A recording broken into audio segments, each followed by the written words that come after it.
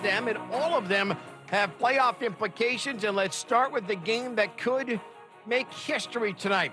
In Atlanta, the Washington Wizards visiting the Atlanta Hawks. Russell Westbrook enters the game with 181 career triple-doubles. That's tied with Hall of Famer Oscar Robertson for the most ever.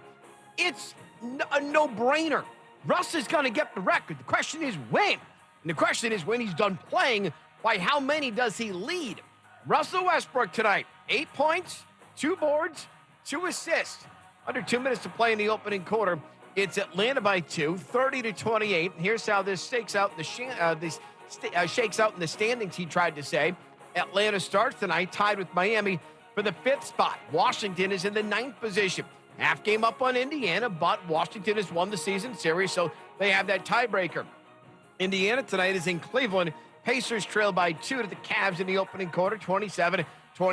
New Orleans and Memphis still to come. Believe it or not, the Pelicans are not done. New Orleans is only a game and a half back of San Antonio for the 10th and final spot in the play-in tournament. Milwaukee is in San Antonio tonight, so the Spurs will be playing. The Bucks are tied with the Brooklyn Nets in the loss column for the number 2 position. Utah's at Golden State. Houston and Portland will play tonight as well. LeBron James scheduled to return tomorrow, according to ESPN's Adrian Wojnarowski, for the Lakers, and they play host to the Knicks, who wrap up a 6-game road trip. And Jaylen Brown's season is done for the Boston Celtics. Boston is 7th in the Eastern Conference. They were embarrassed yesterday. Tuesday, we'll talk to Mike Holmgren about the situation in Green Bay, whether or not it is rectifiable, and we'll figure out what role as an owner I could still win a championship. That's on the way. Greeny, starting 10 a.m. Eastern on ESPN Radio and ESPN+.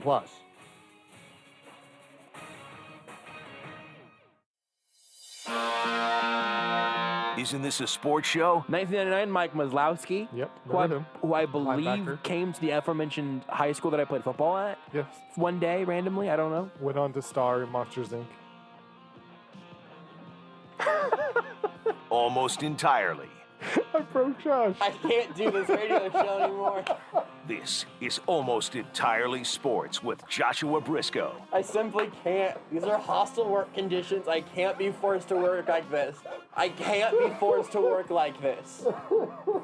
I am just sitting back in my chair staring at the sky, hoping that God's hand comes through the ceiling and takes me home. Take the show with you by listening on the Sports Radio 810 mobile app at 810WHB.com or by searching for Almost Entirely Sports wherever you get your podcasts. I think the reputation of this show, because of you, Rudy, has Increased? been... No, I think, Rudy, that Trending up? the reputation of the show, because of you, has been sullied. This is Almost Entirely Sports on Sports Radio 810 WHB. We got a decent number of things to talk about here today, but one of them, based on Beards' choice for the intro, will be, yes, Mike Maslowski adjacent. That's absolutely where we're starting our week. Welcome in to Almost Entirely Sports. I'm Joshua Brisco. Rudy Salazar working his way back from the program remote that just wrapped up, so he should be back in the studio here momentarily. Beards McFly on the other side of the glass with a tight trim on the beard. Was that new this weekend, Beards? Did you tighten up the beard this weekend? Yeah, I was getting along. It's looking fresh, dude. It looks good. Show Twitch, Whenever baby. it gets too long, the mask just kind of like pushes the Yeah. part down by the chin down. And Yeah. it gets really weird and funky looking. And at some point, I just get tired of it. And so I just take my clippers and just whack it down. You just gotta whack it down sometimes. Yeah. I wish you would have said a different phrase there, but I'm not gonna tell you what I wish it was, because then I would be the one saying it in a very, again, hostile work environment where you're gonna take all my words out of context. You definitely had kind of don't do that. never. It felt like you had like a really strong NHL playoff beard, but right now you have like I have a job beard. You know what I mean? That was I'm moving beard. Yeah, right. I gotta be efficient. I gotta be streamlined. I'm not gonna shave completely. What kind of animal do you think I am? Anyway, here's my Mike Maslowski anecdote. Yes, this show is going to have numerous Mike Maslowski anecdotes now. If we had a Mike Maslowski antidote, it might just be not letting Rudy in. And now Rudy's here. Did Rudy also get a haircut? Did you get a haircut? Yeah, it looks like Rudy God, got a haircut. I feel like a caveman. Let's see if he pops down here behind me in camera.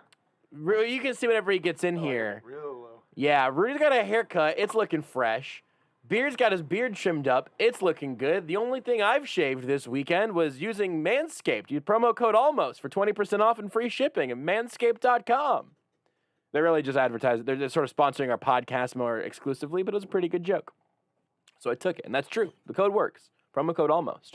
I'm wearing the Manscaped undies today. That's what I can offer to the equation. So yeah, all three of us had some severe grooming over the last few days. For Rudy, it was his hair, and for Beards, it was for his beard. And for me, it wasn't my hair or my beard. Your armpits? My armpits are actually nice and trimmed up. Thank you for asking. So I was this weekend. I had the friend note on this show is Basement Darren. He's no longer in a basement, but he came over this weekend. And I had just sort of resurrected both my GameCube and my Wii. And I have them set up in different places in my house. Now, I only have one memory card, and I have a very specific GameCube controller that is like my controller. So I have to carry it up and down the stairs. But, you know, that's the price you pay for a genuine retro gaming experience. And we were playing, of course, what else would I be trying to bully my friends into playing with me, than NFL Street 2 on the GameCube.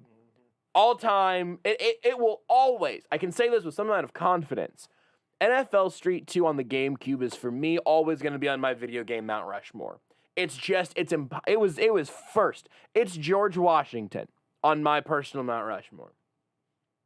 And we were playing that. I believe that game came out, NFL Street 2 on GameCube. I think it came out in 2004, and it feels so good to play. It's one of the most fun football gameplay experiences, maybe the most fun football gameplay experience that I still to this day have ever played. What's your Benjamin Franklin game? I'll have to think about that. I was pretty sure we were going to get a Ben Franklin reference from you, but I wasn't prepared enough for it because I'm so hyped about what happened in NFL Street 2. It's a great question, though, Rudy. Thank you. We'll work on our top presidents and top video games. And Ben Franklin for you is number one overall. But we were going through and picking teams, doing the pickup games and stuff where you're picking players from years gone by. Many of them you just completely forgotten about. And then sometimes you find like Donovan McNabb was an absolute cheat code in this game. You can get Donovan McNabb. Work done. Back in the day. You find your oh God, now I'm blanking. The fullback from the Buccaneers, Mike Allstott. You get your Mike Allstott, you see his run power just cranked up, and such a good experience going through. Lorenzo Neal was just a mammoth of a man. And then at one point in one of our pickup games, I hovered over the name M. Mislowski. And it felt like my worlds colliding. I have never felt so in tune with the spirits and the ghosts and all of the multiverses. I don't think either of us drafted him because he's not that good in the game. I mean, football wasn't what he was born to be. Right, he was an actor. That's a great point. A monster, you could say. And he was a monster. That's absolutely true. In two regards. Probably would have had more success if he would have had two eyes, but it really an incredible story regardless. Eyes are overrated. So that was my Mike Mislowski adjacent thing from this weekend. Really that, and then just sort of my continually disheveled grooming habits, I think, are really the two most important things that have come out of this segment so far. I wore my, when I was working this weekend doing manly work, building a fireplace. I'll show you a picture of it. This fireplace. You were building a fireplace? Yeah, built. I guess it's done now. Okay. But it is, I don't know, 30 feet high by 10 feet wide, maybe? It is. That sounds like a hell of a fireplace. Man, a lot of stone went into building this thing. But anyways, as I was doing this very manly work, I was wearing a Manscaped t-shirt. Wow. What'd your dad think about it? My dad thought it was awesome. I told my dad about it a while ago. I don't know if he's done it yet, but he said he was going to buy promo code. Did you tell him about the promo code almost? Like, hey, use that promo code almost. He said he was absolutely going to buy stuff. There you go. Just any stuff, I think, gets a code use, and that's good for us. Buy stuff. So buy stuff. Buy all the stuff. Buy everything, everywhere, all at once. Unless we don't support it. Right, absolutely. No, that's such an important point. Give money to things that benefit us in some way. That's pretty much the way that my goes. Venmo is. Do you know your Venmo? Not the top of my head, actually. Missed opportunity. Somebody probably would have sent you dollars a joke if I had to guess. If you sent it to Not That Rudy, I don't think that's my Venmo. It could be. I don't think it is. I should change that. I'm in the process of changing like all my stuff. When I run into something that's not that Rudy, I'm changing everything to not that Rudy. Gotta get that brand's homogenous. You can't have people guessing. You can't have all these different ats in different places. My Switch name now is no longer Rudy. It's not that Rudy. Wow. Now, they only let you do 10 characters and not that Rudy's 11, so it's not THT Rudy, but I think people get it. I would read that as not thought Rudy. It also applies. It's a win-win. I think I would have gone a number of different directions before I would have settled on not THT Rudy. But we can fix that later, you know? That's just the choice you made. I wanted my full name in there. And it really came down to, do I take out the O and not, or do I take out the A and that? I felt like the A and that was the better. Now, what if it would have just been not Rudy? You could just be not Rudy. No, it's got to be that Rudy. It's the branding, Josh. Can you do an @ sign? There's only 10 characters. Unfortunately, you can't. I remember something else I did this weekend that I'm adding to shot clock reviews, which we haven't done in a while, but something for you guys to think about. Maybe we'll bring that back later this week. We have. I added stuff to it today. Oh, did you really? I did. Look at that. There's not a lot of stuff there, but I added some stuff. Added some I things? have some stuff that I assume I will get to in the next week that will also be added to it. S. Wallaby on Twitch said, I'm kind of amazed there hasn't been any Pokemon Snap Talk yet. The game's been out for over a week. I have it. Got it opening day. Have not played it yet. You know what I did play? I'll just give you a little taste of a shot clock review. This is like a Cozy Grove. Oh, you have played it. Oh, it's so tempting. I think you would like it. I think you would like it a lot. I think Renee would bleeping love it. Okay, that's really interesting. All right, I'm excited to hear that full shot clock review. Credible Hulk says sounds like someone needs an emulator, and I might know about what you're talking about. What's if an emulators were like legal and Nintendo didn't get mad at you for using them. But if I did, I would say that the performance still isn't as smooth as it is on a console. It's certainly not as good for multiplayer performances, and it's also just something kind of nice about just going all the way back to the original, like the OG consoles. Emulators are totally legal. ROMs are only legal if you own the game. Oh, I bought NFL Street 2 at least twice in my life. If you have a copy of NFL Street 2, then it is legal to emulate NFL Street 2. That is the rules. A court, I don't remember when, but a court settled this because, like, basically somebody made a Sony emulator, like, way back in the day. I think it was maybe the PlayStation 2. And, like, they were selling it in store. Like, you bought the thing in Walmart. And basically, like, it went to court. I think basically it was determined that, like, emulators are cool, but, like, you can't sell them. Like, right? Like, it's legal to make an emulator. It's legal to use when it's illegal to distribute it. But you cannot make money off of it. I have a completely unrelated question that's definitely not going to be based on a true story. Is it weird whenever someone calls you that you've maybe spoken to, just calls you out of the blue that you've maybe spoken to like once or twice, and it was like at least a year ago, maybe 2 years ago? It's weird when anybody calls me. It's like, what is this? But if it would have just been like... My dad calls me. I'm like, who are you? If it would have been like my grandma, you know, one of my grandmas who I talked to yesterday, happy birthday to all the moms out there. Belated, of course, but still best wishes. Happy birthday to the niece. Niece Skylar turned 9 today. That was sort of confusing as I was doing a Mother's Day thing, and then you say that, but that's all. But also, happy birthday to Rudy's niece, and happy birthday to all the moms out there yesterday. If she becomes a mom, she won't have to move her birthday very far, which will be really convenient. Just have to move it back. Just have to move it back a day, really. Yeah, very close. That's exciting. Anyway, that's what distracted me while Rudy was filibustering about emulators. Yep. Rudy's I never had recognized you looked at. Yeah, I saw you look at the phone. It's like, okay, I don't have a lot more to add here, but I got a little bit, and I can space it out a bit. It's the most open lane Rudy's gotten from me in the year 2021. And you know what? The ball was bouncing towards you. You picked it up and you laid in a nice little layup. That's all I ask. I did the job I was needed to do. Absolutely. It wasn't fancy. Nothing special about it. Laid it in 2 points. Just did my job. There were a few things, though, today that are interesting, and also from the Chiefs directly, just sort of around the Chiefs, and then also some stuff that seems smaller, but I'm wondering if it means anything larger is on the horizon. We'll talk about all that Chiefs stuff with Matt Derrick of, now newly, the Kansas City Sports Network, KC Sports Network. We'll talk to Matt here in about 45 minutes from now about all of the things that have happened around the Chiefs today. And the Royals were off today, which means we can chat about them a little bit here. And for some reason, have to? we do.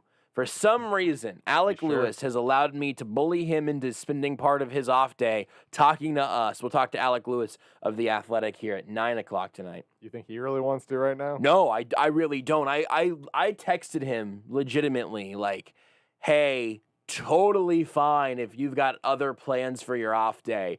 But if you don't, I'd love to talk to you tonight about these Royals. He also wrote a really good piece on The Athletic that's worth checking out if you haven't yet, about just sort of helping fans recalibrate right now. I think we'll just need to play some soothing music. We'll help them kind of get us there. You talked about one of your former roommates. I'll talk about roommate Trent.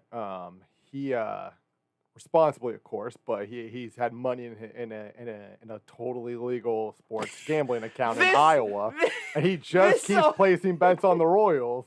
Oh no! And I keep telling him don't. You guys are gonna have to get an Just extra roommate. keeps doing it. Oh no! Now, to be fair, it was money that had been built up, right? Like I said, it's money that was already in the accounts, money that technically is already gone. It's not in the bank account. Nothing's being withdrawn from it yet.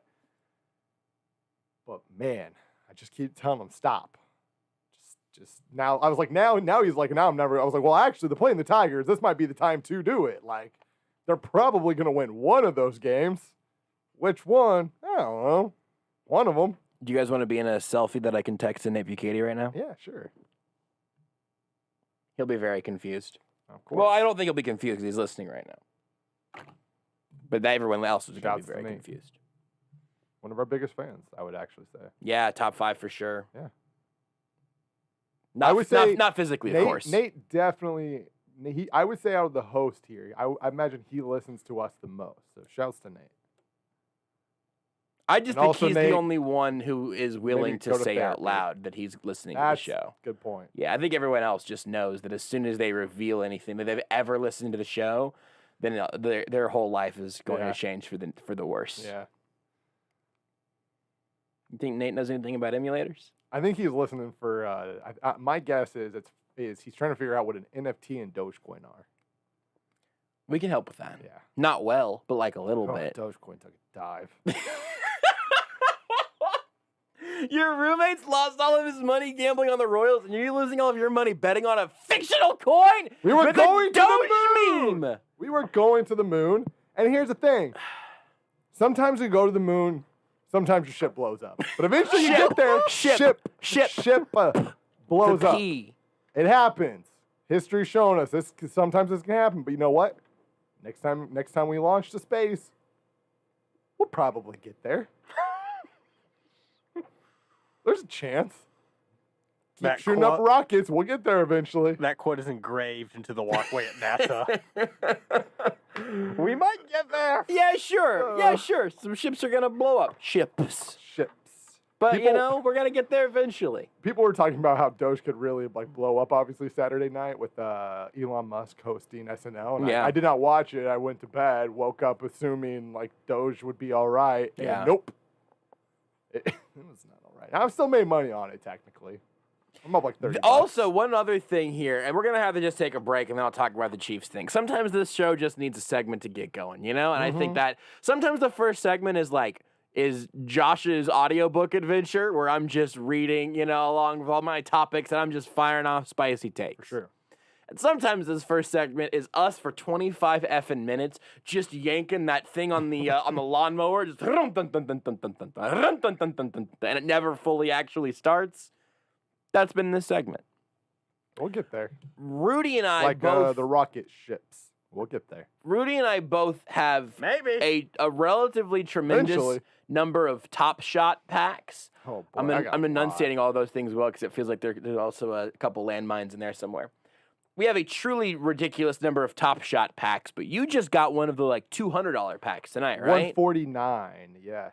I had still have money left over from the Jaylen Brown sell, R.I.P. Has he been in the news for any other reason? Yeah, always in our hearts. Always in our hearts, gone but Jam. not forgotten. Beards, how you doing over there? You okay? I'm just glad that you didn't your beard's not patchy because you're just pulling out chunks of beard hair. That's how I'll know you're really in trouble. It's not great. No? No, it's not great. Expert. I got Brad I mean, I Stevens. What get else do they it. need? Here's the thing, Beards. I'm not going to make fun of you because I've been through your pain this year. I watched Jamal Murray with like 3 seconds left in the game against Golden State blow out his knee.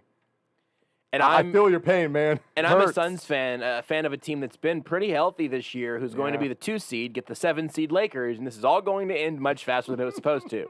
Well, no, hold up. They got a playing game. We don't know what's going to happen. LeBron might get hurt. Yeah, and then the Warriors will beat the Lakers in the playing game, and I would prefer that.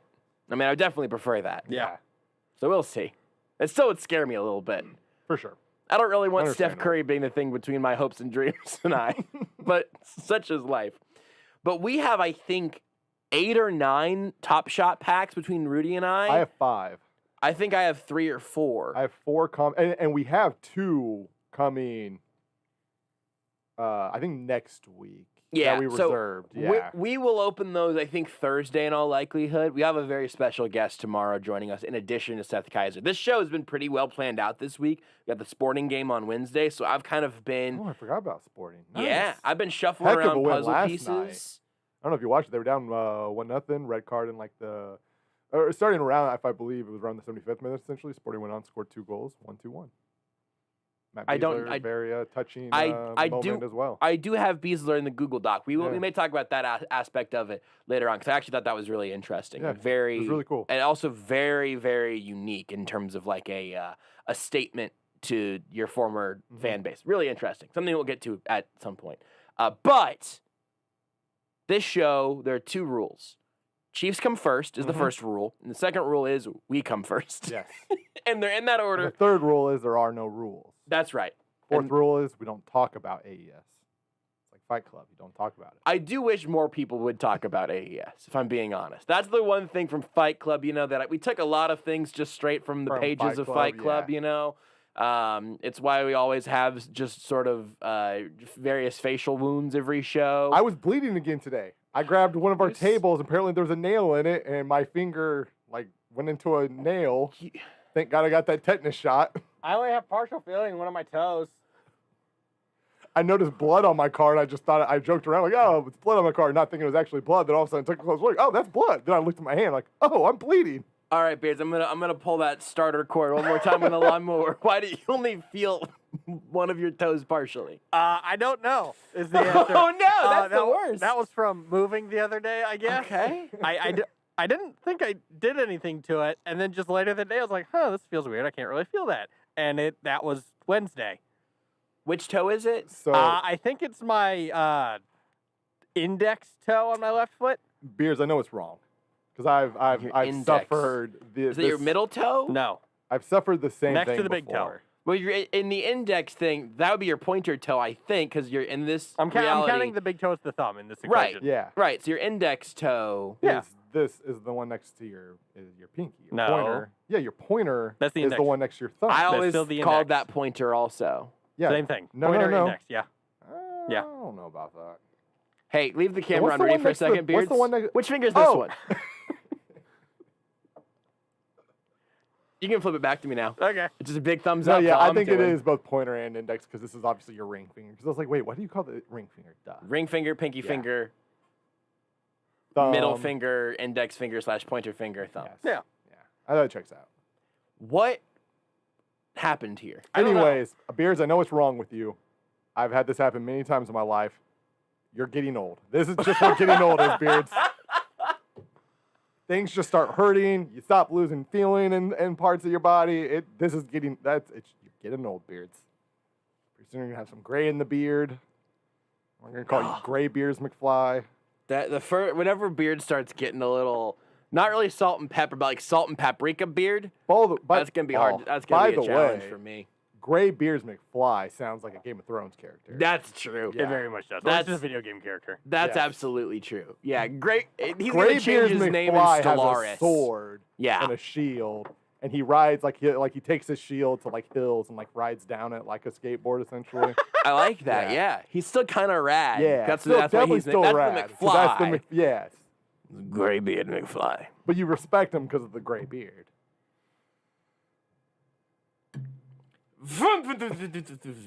It's nothing. It's still nothing. I'm gonna go get some. I'm gonna go try to put some more gas in this thing. Hit the little primer button a few more times. I know about lawnmowers, and we'll take a break whenever we come back. We'll talk about some of the Chiefs news from today.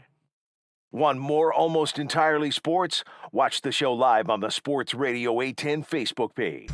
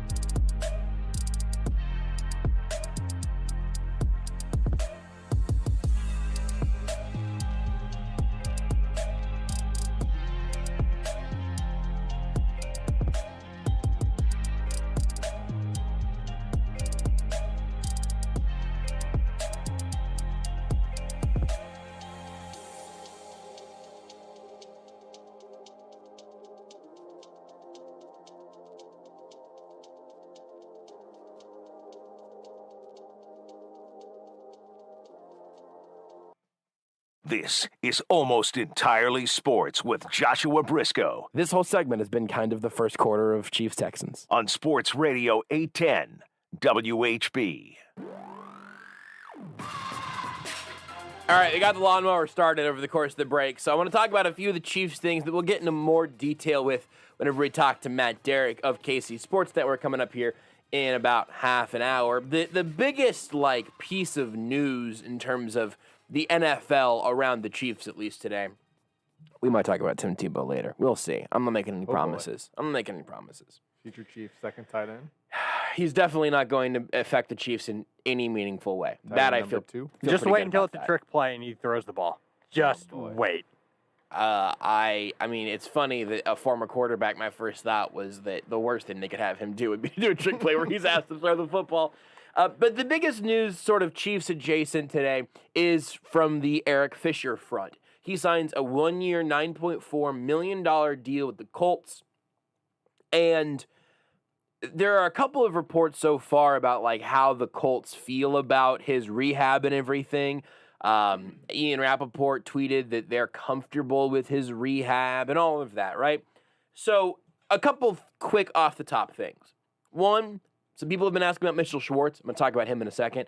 But Eric Fisher was not going to end up coming back after the Orlando Brown Jr. trade. Yeah. Before that, if they would have ended up taking Tevin Jenkins at 31, and you say, hey, we'd like to have a veteran that's going to be here in mid-season, maybe down the playoff run, then sure, you bring back Eric Fisher. You still would have had a lot of issues that Orlando Brown, he answers all of those remaining questions because you just made the move for him. But I never thought post-Orlando Brown trade that Fisher's going to end up back in Kansas City this year anyway.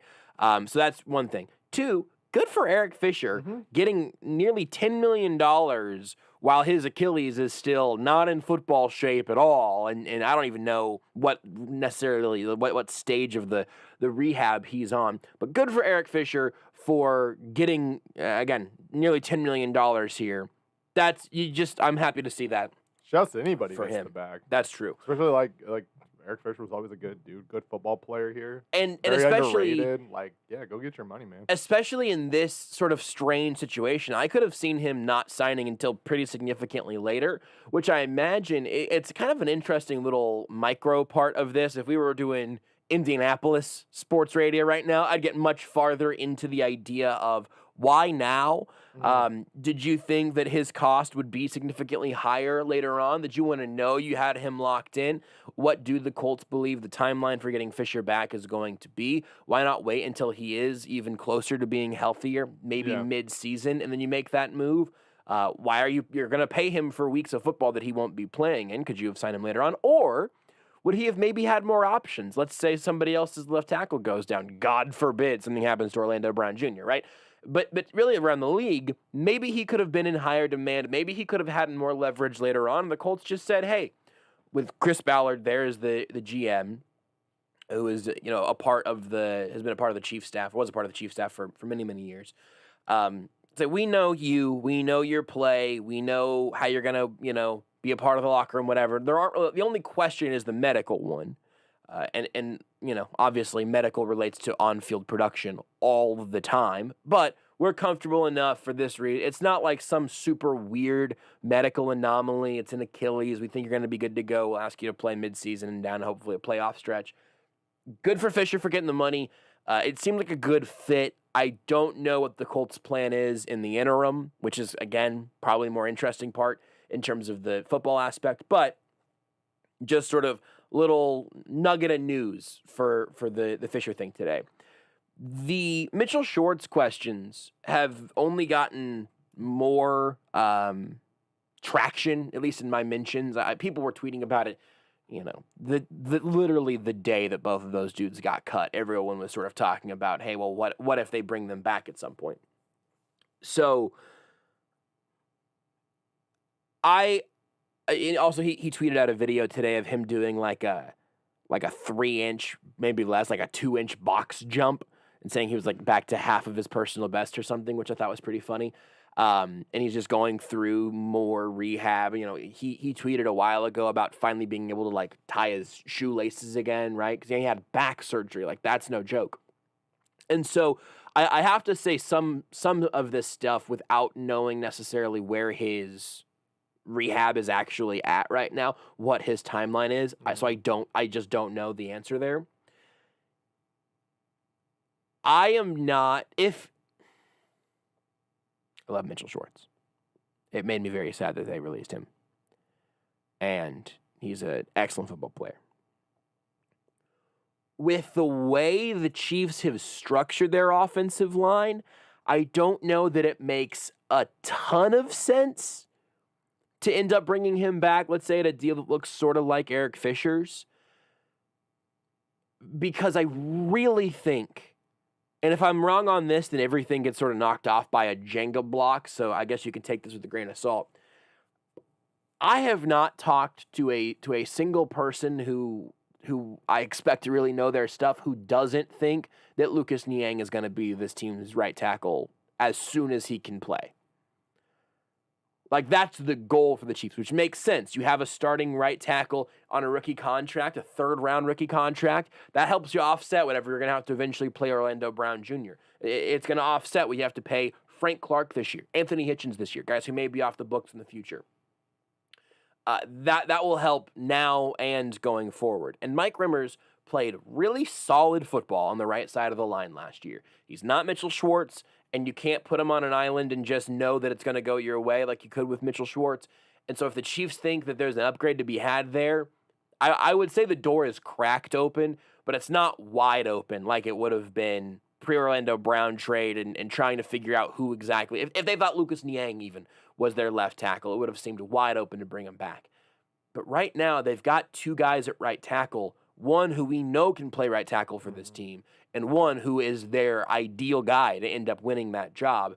Plus, you have flexibility with guys like, Kyle Long or whatever. Now, if Mike Rimmers gets hurt before Mitchell Schwartz wants to sign another contract, then I think that math changes. If they think that maybe Lucas Niang isn't fully up for the right tackle job, and he ends up actually developing as a swing tackle guy who spends some time on the left and the right sides, maybe that's your best piece of depth at left tackle if Orlando Brown Jr. were to ever get banged up. And then maybe you bring in Mitch Schwartz and you give him that starting spot, and Rimmers is just sort of his one-to-one backup again, where Rimmers can also play across the entire offensive line, ideally not left tackle. But he can play either guard spot. He can play right tackle pretty well. They have lots of flexibility right now. We're all doing quite a bit of guesswork around what they really want their offensive line to be. I would be very happy, emotionally speaking, for the reunion there. And if his back is right and the Chiefs think, hey, you know what? We can make our most questionable remaining position, which is right tackle, which is crazy. We can make that another position of strength on this offensive line. I would understand why they would do it. Also, maybe it lets Rimmers compete for right guard if you want. Again, I say right tackle is the most up in the air because one of those guys hasn't played professional football yet. Right guard, relatively up in the air. Two leaders there didn't play professional football last year. You also get Trey Smith in there. So, But I'm not holding my breath. You feel good though about the options there because, like you said, you have two guys who have played there at the pretty high level, and part of that is just assuming that odds are one of them will work out, right? Like maybe LDT struggles, and Kyle Long good. Maybe Kyle Long struggles. You would just assume, and maybe then it's even Trey Smith. You assume one of those guys is a competent player. And I also feel that way about right tackle at this moment. So you're throwing two starting caliber guys at each of those positions. You feel pretty good that you're gonna out of four players, two of them are going to be at the very least pretty good. Yeah. So I do think that there's a reason for the door to be cracked open. I wouldn't hold your breath. I also at this point would think that if the Chiefs are going to end up reuniting with Mitchell Schwartz at some point, it probably would happen post an injury somewhere else. So you're doing a little offensive line shuffling that you think could be benefited by having Schwartz back at right tackle. And honestly, if you are the Broncos right now, or really any tackle needy team, but really if you're the Broncos, it would make quite a bit of sense. I hate to say this out loud, but it would make sense. Then if Mitch Schwartz is going to get offered a contract like Eric Fisher's that's going to pay him for his rehab, and then he wants to just get on the field again somewhere and show that he can still do it, hell, you can call him back next offseason. If he has a good, healthy season, you want to bring him back for one more year. I think all of that is a lot of moving parts that could legitimately land a lot of different ways, and ultimately, I'm leaning towards expecting him to not be back with the Chiefs at any point, but would be happy enough to be wrong on that. Just would say, don't hold your breath. And also, this goes back to Fisher signing with the Colts. Appreciate the fact that you're not holding your breath on either of those guys. That's sort of the callous part of this that bums me out. But if you look, like, for the Indianapolis Colts right now, Eric Fisher is projecting to be a mid-season gift, a mid-season little jolt to the offense where maybe you've been suffering through some sub-average left tackle play. You get a guy that's going to come in and who's going to, with a healthy Achilles at that point, who's going to bring you above average NFL left tackle play. He's not a dominant left tackle. Maybe he's not top 10, but he's probably top 15, kind of in that little range. That's something that the Colts are going to be looking forward to for the majority of their season. Carson Wentz is going to get throttled from a blindside sack in week 2, and somewhere on the postgame show in Indianapolis, they're going to say, well, just everybody, say a quick prayer for Eric Fisher's Achilles, because once he gets back, we don't have to worry about this anymore. And I think that's good, pretty good for the Colts. It's all right for the Colts, and it's great for Fisher. But also, you should be glad that that's not where the Chiefs are at right now, because they're saying our left tackle is in his early 20s and has been dominant on both sides of the line and is still on his rookie contract. He's going to eat people alive. And our right tackles are a guy on a rookie contract who we feel really good about, and a guy who did that job well from week whatever it was, I think 6 to through the AFC Championship game. I'm cutting it off there because he played left tackle in the Super Bowl. He played that job, did that job well last year, and those guys are also pretty good financial values for the time being. The Chiefs are in a better spot right now across their offensive line than they would have been if they were behind the 8 ball on Fisher and Schwartz. I think that's relatively obvious whenever I say it out loud, but also it's kind of a weird sort of tense time where everybody kind of likes their fan favorites, and the Chiefs are carrying some dead cap money, and how are they planning for the future? We went through a very tense time of the Chiefs just simply not having enough tackles on the roster and just a week ahead of the NFL draft. So it's been obviously a very interesting positional unit that has given us a lot to talk about. And with Fisher going to Indy, I do wonder if we'll see any news on Mitch Schwartz anytime soon. And I think, though, we know what the Chiefs' offensive line is finally now. And it's going to be a super interesting set of competitions come training camp. Yeah, I mean, if you're a team out there who feels like, either you need a tackle now, or you're even just looking at it at a depth perspective, like maybe you have a pretty good right tackle, but if he goes down, what do you do there? That's where you feel uncomfortable. Even though Fisher and Schwartz play different sides of the ball, I mean, Fisher obviously has shown in his career he can play right tackle, but like that, Fisher is now another tackle off the board. If you're a team in need of a tackle, or think maybe you might want a little bit of security come week 8, like, you're getting to the point where, like, not that you should give Mitchell Schwartz all this money or something, or go give him $20 million, sign him to a multi-year deal, but like getting to the point where you have to start thinking like, hey, we might be running out of options. Like, we need to start maybe making moves now and not maybe waiting for June cuts, because we don't know who's going to get cut in June. And if we wait till June, then maybe somebody else signs Schwartz. And my guess is that's kind of the Colts situation with Fisher, right? There may be guys who are healthier, who we can get for cheaper, who maybe provide about the same value as Fisher does come June. But we also don't know that that's going to happen, and we don't want to risk it. This is money essentially that we probably weren't going to really spend anyway. So maybe that's why I'm sure that's why they're comfortable maybe giving Eric Fisher a little bit more money. It's money that was just going to sit there. It's like, hey, let's spend this, right? Like, we got this. Let's spend it. It helps us. Instead of taking that risk of finding a solid, cheap veteran option later on. It'll be interesting to see if a team makes that kind of that same thought process with Schwartz, because again, like, if there are two teams that are looking at him, he could team A could lose him to team B tomorrow. You know, and that's the interesting thing in the NFL, right? Like, where you have to make those decisions. You have both plenty of time and also no time at all, and that's obviously just the challenge of being a general manager in the NFL. Yeah. So there's your little Eric Fisher update. Also, some low-level sort of roster movement that might mean a little something, and one ceremonial signing from earlier today that I want to talk about here in just a second, but also a very important point from Human Torch on Twitch. We got to get to that draft audio sometime this week. Great point by Human Torch. Maybe we'll get to that next. At JB Brisco, at Beards McFly, at Not That Rudy, at Sports Radio 810. Just do it already.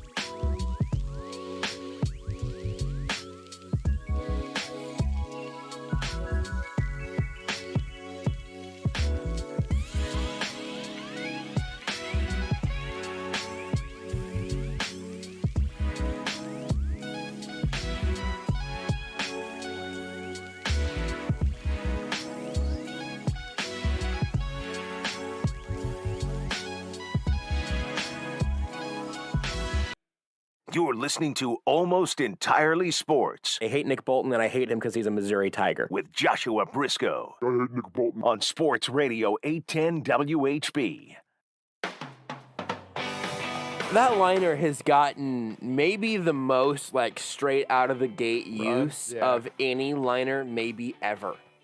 I think that's twice I've played it now. I played Rudy it. when you played were- it. Oh, okay. I think And it has been then- played 4 to 5 to 6 times. And then during the segment with Craig Stout, you can check out at AS.show, I think good plug. just the clip where it says "I hate Nick Bolton," I played that 2 or 3 times. I think during you might have played that segment. as the liner. I played it as the for liner the for the yeah, it's been a segment, and then lot. I cut just like the "I hate Nick Bolton" part, and just played that a couple of times. Anyway, I mean, you said it. in the most literal of senses, Rudy, I guess that's true. It's true. The other thing that happened today on the Chiefs side that's, again, one of the more ceremonial moves rather than some of the, transaction email, waiver wire stuff that we'll talk to Matt Derrick about here in about 10 minutes, along with all this as well, is the Chiefs signed Tamba Hali to the ceremonial one-day contract to officially retire as a member of the Kansas City Chiefs. I'm not going to say this way quick. Turn on your mic, Beards, Rudy, to get behind your toes. I'm going to ask you a direct question. I need a name as okay. quickly as you can get it. Oh, boy. Okay? Joe. Well, To be fair, in the most literal sense, who was the last team Steve. that Tamba Hali before today was under contract with? Let's go. Jets, Eagles. No. Jets. Dolphins. I'm gonna say Jets. I feel like he wore a green Bengals. uniform for like a Steelers. second. Give me more Beards. Keep going. I'll stop you if you get it. Oh, so I'm not Cowboys. right. Which division? Which Nobody. conference? The answer's nobody. AFC. Oh, boy. AFC. Browns. Broncos. Chargers. Raiders. Same division. Raiders. Nope. Broncos. Nope. Chiefs. Chargers. It was the Chiefs. Ah. Tamba Hali, so because he got cut basically after following a stint on the PUP list, and he barely played at all. What ended up being his last season in Kansas City. So it's kind of a funny, kind of a weird. I had to go through that exercise today when I saw that news, and I was like, wait a second, did he end up with like the Ravens for a minute or something? Where did he go? And he's never not. Most recently, he only ever took snaps with the Chiefs. Only ever signed with the Chiefs and everything, but he was released at the end of that sort of in the midst of that contract. Yeah. And I guess he hadn't really officially retired. Also, I would guess it's sometimes you don't really put out statements as much as the phone stops ringing. Yeah. And so Tamba officially today sort of re-signs with the Chiefs, if you will, and then retires while under contract for the one-day thing. It's just a nice excuse for everybody to take a minute to remember a very good player. Almost 3 years to the date that he was cut by the Chiefs. He was cut March 12th, 2018. Yes, And sir. yeah, so like I went to his transactions because I thought maybe he got signed by somebody Not for on Pro Football training. Reference. Yeah, for training camp. Never played in the game, right? Yep. But was with the team for a couple weeks, maybe a month. Nope. Just Did you he say was- March 12th? Yep, March 12th. Yeah. Right, but it'd be right. 2018. It'd be right before the start of the league year, I'd imagine. Okay. Do you have a follow-up on that, Is Beards? there- I was going to say it's May, so it's not 3 years. Oh, wow. Yeah. Good, I good was just call, kind of Pierce. letting that one go as like off-season. Yeah, It was no, one of no, those. no. It was one Thank of those you. rare mistakes where I was like, I think I know what Rudy was getting Yeah. at there, and I'm just gonna let it. I'm gonna let it ride. But I appreciate you going out of your way Almost. to, make, You're welcome. No, to you point know out what? something from Rudy. I do appreciate it because, like, for a second there, I was just like, yeah, it's March. It's nice. It's just nice to see Yeah. some crime between you two. You know, it feels like it's Like I almost said, almost 3 years and 2 months to the date. almost It's to a the day. very important What's holiday. the phrase that you said? To the date. Is it to the date or to the day? I guess it could be both. Both works. Yes. It's got to be to the day, right?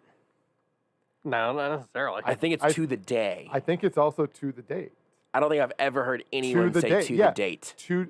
Am I the idiot? It also means like Well, I to- mean, until yes, now, but- they're like, here's a sentence, their finest work to date. No, It's in the that's different. No. To the blank is different than to Oh, blank. gotcha. To date, absolutely. So Yes, yeah, this is best gotcha, work to gotcha, date. gotcha. But I think if you search to the day, I mean, it means the same thing. it means exactly. It's 4 years to the day since we won the lottery, is what the one on the Google dictionary suggests. I guess I would just say it Merriam-Webster says to the also day. means the same thing. I mean, maybe, but Like it's also wrong. Like a date is a day, and a day is a date. We're just going to keep finding these little Easter eggs of Rudy having idioms wrong. What was the one that was, because Beards was gone for this one, yes? So I bounced. I'd always heard it as. We're going to talk about Tamba Hali this second. Like. I mean, we did. Worth. I was almost at beyond.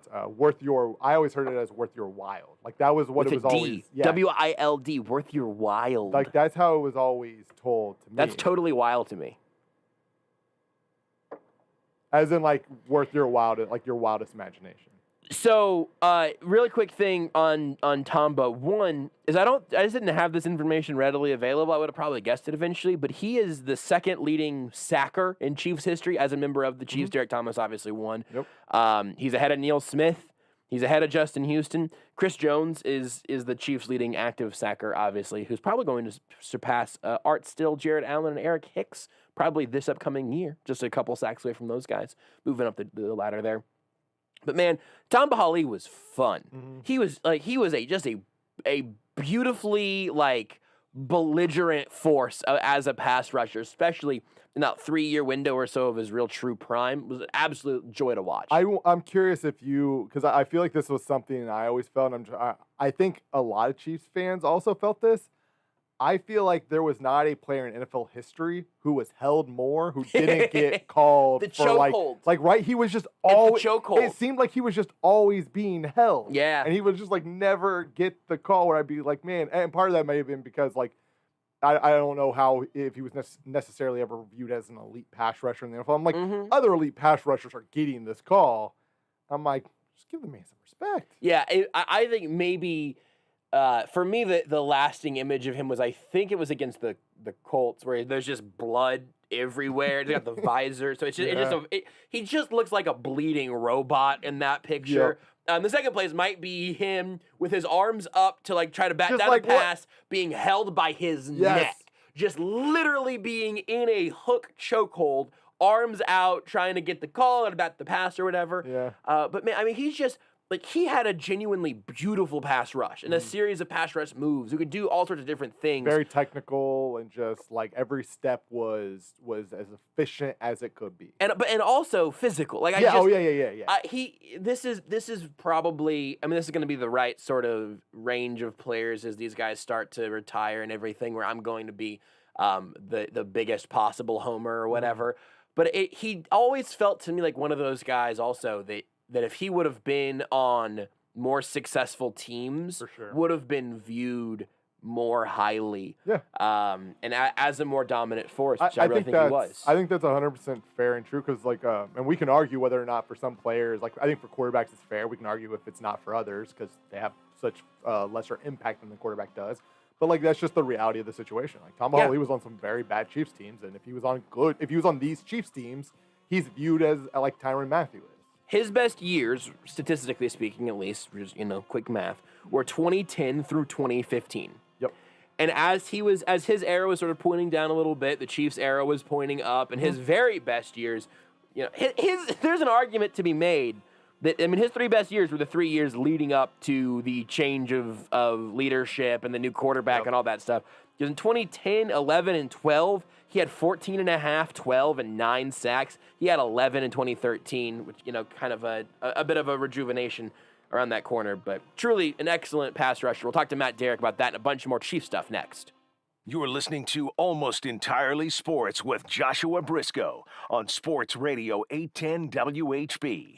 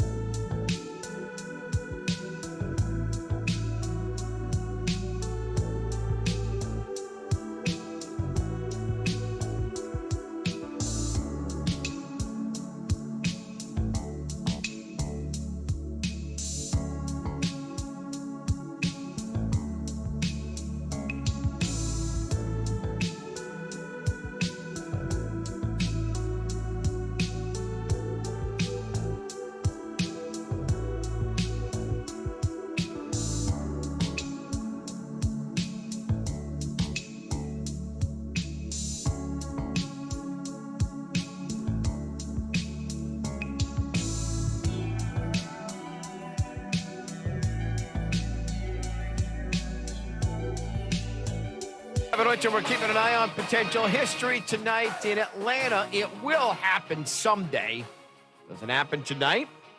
Maybe selfishly, some of us at ESPN Radio are hoping it doesn't, and it would happen on Wednesday when we broadcast the Wizards and the Hawks beginning at 6:30 p.m. Eastern Time. It being Russell Westbrook's quest for another triple-double, which would give him 182 in his career, which would be the most in the history of the NBA franchise, of the NBA, period.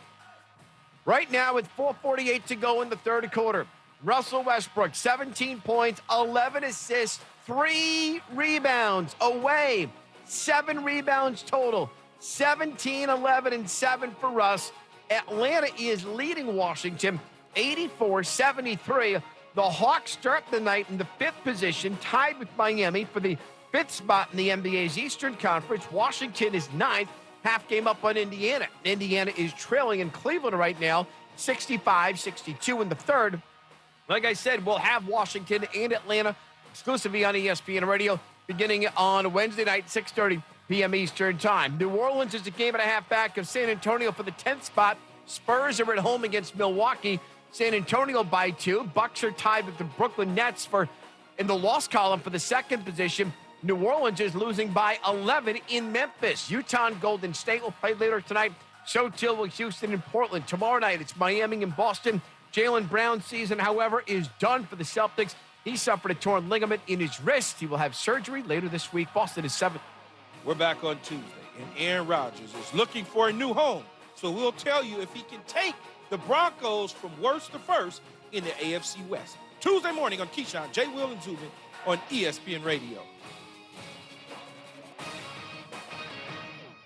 This is Almost Entirely Sports with Joshua Brisco. Now, Matt, the obvious conclusion of this segment, I'm going to go ahead and let you just sort of warm up the pipes and decide if you've got a Wookiee, if you got a Wookiee call in you. Here's what I'm going to say leading up to that. You can follow Matt on Twitter at Matt Derrick. You can check out his book, At Last, the Kansas City Chiefs' Unforgettable 2019 Championship Season, forward by Kevin Harlan at triumphbooks.com/ChiefsWin. And his Wookiee impression sounds like this. On Sports Radio 810 WHB.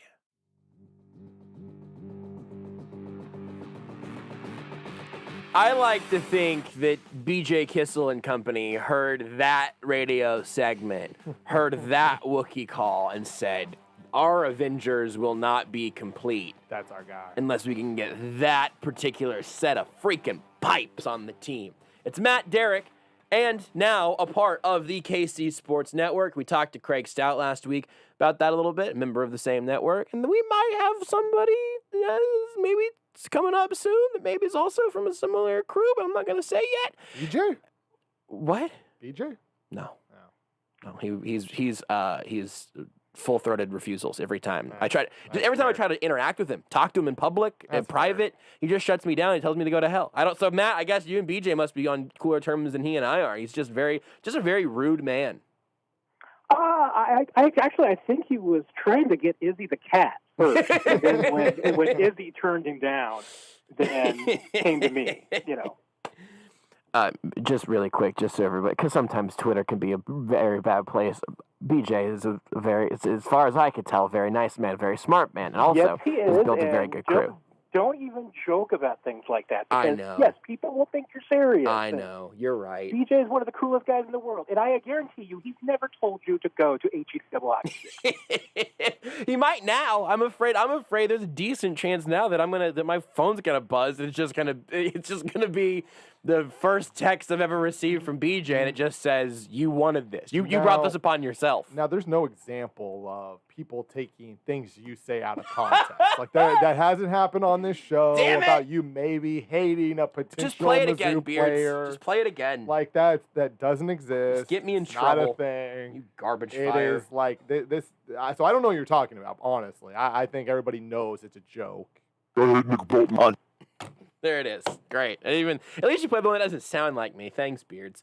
Matt, there's actually a decent number of Chiefs things that I want to talk to you about, but I also wanted to give you a chance to talk a little bit about KC Sports Network and why it's a good fit for you, why people should subscribe, where they can subscribe, what you're going to be doing with them, and all that good stuff.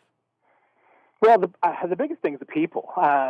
We've got 8 people basically right now on the Chiefs beat. Between myself, as you mentioned, B.J. Kissel, Craig Stout, Matt Lane, Ken Swanson. We've got Jeff Allen, Mike DeVito, Nick Leckie, 3 former NFL players, a couple of former Chiefs. It's an incredible group. So that alone is the biggest reason. And I think we're just going to it's going to be a lot of fun. I mean, that's our goal. I mean, this is a lot of people who grew up with the Chiefs, played with the Chiefs, have some sort of background there. Now we're reporting on or writing about or talking about the Chiefs, depending on what our skill set is. And so I think it's just going to be something that fans will enjoy. Hopefully they will get something that they haven't been finding anywhere else, although there are many, many wonderful places where you can find Chiefs news.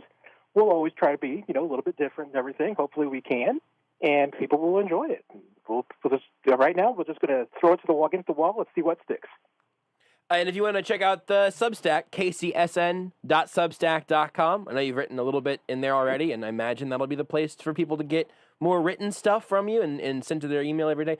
Listeners of this show are very familiar at this point with the concept of the Substack. So kcsn.substack.com. And if you go to kcsportsnetwork.com, you'll get everything. So you can get to the Substack, you can get the podcast, you can get YouTube videos, you will get all of the content that we offer. Would have been that's a much better endorsement. It's just having one page for everything definitely seems easier than having all the URLs. So kcsportsnetwork.com for everything that they're doing over there. Let's talk about some of the stuff that happened today, Matt, because some of it is very relevant in the immediate, for the Chiefs, but maybe is sort of a smaller thing, like some of the more procedural looking moves. But also we got a sentimental move and I guess a sort of a changing of the guard officially with Eric Fisher going to the Colts. And we can talk about that first and foremost. Nearly $10 million for 1 year with Indy. Apparently they're comfortable with his rehab process. What did you think as you saw that news come down that Eric Fisher was officially moving on? Yeah, I mean, first, happy for Fish. I mean, he wants to play, and if he can find a home, Indianapolis is a good home. There's some people there that he knows. That should be a really good fit. So, happy for Fish in that sense. I think it's still an open question about, what this season will look like for him, when he will be healthy, when he will be ready to go. Certainly the expectations in KC were that if he were still around for this year, the Chiefs already laid out what their timeline expectation was, that maybe he could get on the football field at the beginning of training camp or in August. But then, it's still working in the football shape. So, I know there's a report today that maybe October he's there. Certainly the presumption in Kansas City was that if he were still here, maybe the second half of the season is when he would be ready. We'll see. I'll be interested to see how the contract is structured, to see how much of that money he will get and how it's spread out. But, overall, that's a great place for Fish.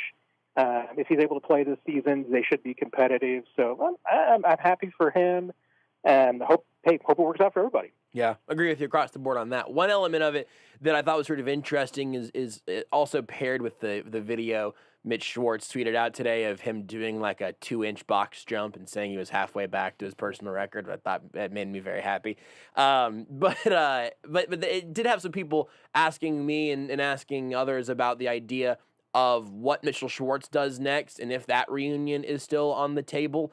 It's an interesting spot because obviously left tackle is figured out. I haven't heard anybody tell me that the Chiefs don't want Lucas Niang starting at right tackle if possible, but we saw Mike Rimmers play that position pretty well last year, obviously whenever Schwartz got hurt. So I don't know what you think at this point in terms of the likelihood that Schwartz ends up back in Kansas City at any point. I think there's certainly a likelihood. There definitely seems to be interest in both sides. We're not hearing about Mitch Schwartz taking any visits or going anywhere. And, and there's even probably more of a question still about where Schwartz is in his recovery. Yeah. Back injuries are a little bit more trickier, if for no other reason. Then I think you'll probably also see from the videos that Mitch Schwartz has posted and photos is that it's not quite as big as it used to be. Yeah. And that's just the nature of back injuries. With those for the recovery, the best thing you can do as an offensive lineman is, slim down. You're kind of forced to. So he's got the double whammy of not only, waiting until he's ready to go, but then it's going to be adding on to that frame, getting it up, then getting up to football speed. So I still think there's an excellent chance that Mitch Schwartz comes back to play football this year. I think it's better than even chance it's probably with the Chiefs, which does make you wonder, just how the offensive line questions will play out. But definitely seems like there's interest on both sides, and if Mitch Schwartz plays this season, I think it probably will be in Kansas City. Interesting. So do you think that the tricky part of that, which I also think is one of the more interesting parts of the Fisher signing, is that the Colts are clearly paying him without having a 100% guarantee that he will be physically 100%. Certainly they'll be paying him for games he will not be playing in, which is, again, a premium that you can pay if you want to know that you feel like you've got your guy for the second half of the season and all of that. So do you think that there would be a rush from either side on Schwartz if that is in the cards still, as you said? Rush is probably not the right word, because I think that's a situation where probably a little bit different than Fish's, in that I think that Schwartz is going to need to be a lot closer to ready to go before he's probably going to be catching on with a team. In Fish's case, it's, with Achilles, there's a little bit of a system to it. I mean, you kind of know what you're getting.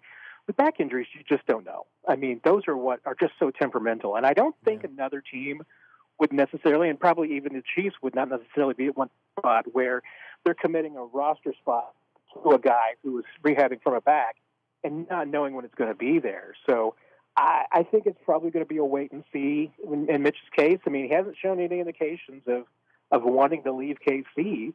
So until we hear otherwise, I'll assume that Kansas City is probably where he wants to be.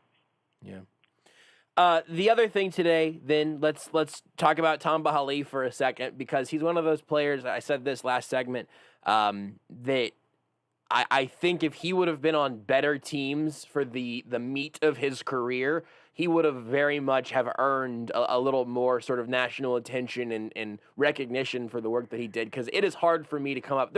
We've had some good pass rushers in Kansas City just over the last, even if you trim it down to the last, let's say 15 years or sort of maybe 20 years, whatever, which is just me being selfish and cutting that off by my time watching football. But there have been some great ones, and I would not be upset about having to argue Tamba Hali's case against any of them. No, I wouldn't either. And I think, he's pretty evident to me. I mean, he's a Chiefs Hall of Famer. I mean, it was just going to be a case of both sides kind of burying the hatchet a little bit. And that's what this today was. I mean, the difference between Tamba and DJ and Jamal Charles and Dwayne Bowe signing one-day contracts to retire as a Chief is that Tamba didn't go anywhere. Yeah. The Chiefs released him, but he didn't go play somewhere else. His career was pretty much done at that point. So it's a little weird in that sense. But at the same time, I think this needed to happen because of the way that the breakup went down. Since it was, a cost-cutting salary cap move in March, that's not the way that anybody wanted that relationship to end. Mm-hmm. So this is probably what needed to be the next step in the healing process, to maybe put just the bad feelings aside and make sure everybody knows, hey, we're all cool and everything. But yeah, if Tamba's career had started maybe 5 years later, and he really got to play with some of those early Andy Reid teams in his prime, I wonder where his numbers would be. 89.5 sacks as it was, and that was honestly playing on a lot of teams where he didn't maybe get as many pass rush opportunities because, remember, they were getting clobbered. That's a great point. So teams were not, dropping back and throwing the ball as much. They were running the football. They were, controlling the clock of the Chiefs a little bit. They were bad teams, and typically bad teams don't have great pass rushers because they just don't get the opportunities. So, yeah, you wonder if maybe the mediocre quality of the Chiefs' play maybe cost him some of his best prime production years. But, Chiefs Hall of Famer, Ring of Honor, put him in there, and I don't think anybody would have any complaints. No, I think you're right.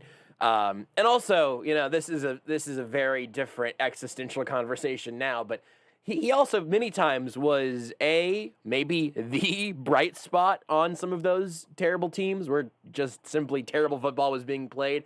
But you know what? You got to watch Tamba Hali if that defense ever forced them into a nice 3rd and 10. Maybe they weren't completely out of it yet, so they had to throw the football. Something like that. that was a genuine bright spot in some very dark Chiefs times. I mean, even at what? I think he was 32, 33 there in the 2017 season, and that was when, and I posted the video on Twitter earlier, when the Chiefs were in Denver and that overtime game on Sunday night. And here it is. It's 3rd and 10. Broncos trying to, maybe go for the game-winning touchdown in overtime. 9.5 minutes in overtime left.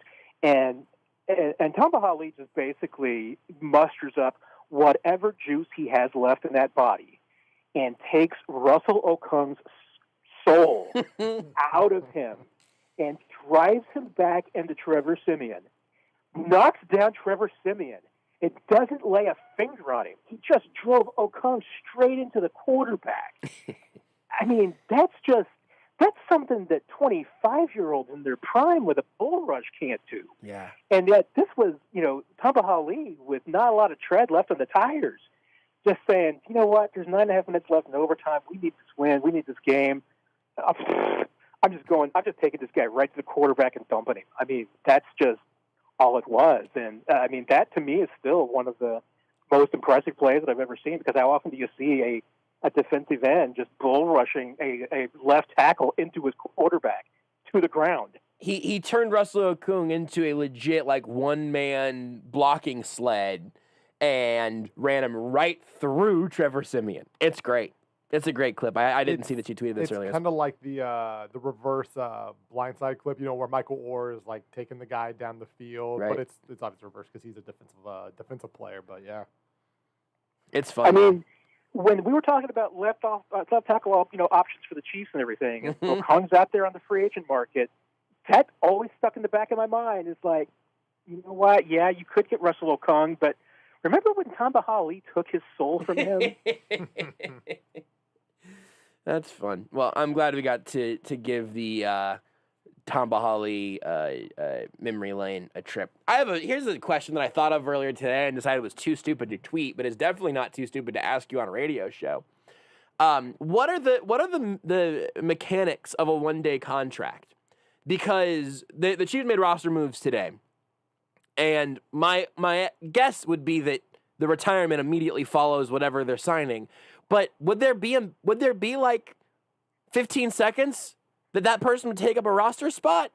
Is it purely ceremonial in a way that none of this means anything and we all have to acknowledge that? I think that's probably the closest to the answer, but what do you know about the ceremonial one-day contracts? You got me here because I'm trying to remember for sure. I do think that they actually very briefly do appear on a roster. I mean, I'm not sure that, the Chiefs made some roster moves today. I mean, I'm not sure that was connected to it. Mm-hmm. But I believe it's that they signed the contract and then are instantly put on the retired list. So that's my recollection of how it worked with Charles and those guys and everything, that they just signed a deal and then were immediately placed on the retired list. So, yeah, there's some paperwork involved, but, their name doesn't necessarily ever go up on the website or anything. The contract doesn't get entered. I am now obsessed with the idea of them having to make a corresponding roster move to roster them for a second. I'm on the Pro Football Reference page for Jamal Charles right now. I'm scrolling to the transaction section, and there's not a specific. The last transaction on Pro Football Reference is Charles being cut by Jacksonville. There is not a Kansas City Chiefs sign running back Jamal Charles to a one-day contract. I'll tell you what. I'm actually looking in the NFL database. Yes. And yes, on May 1st, 2019, Jamal Charles was listed as a free agent signing.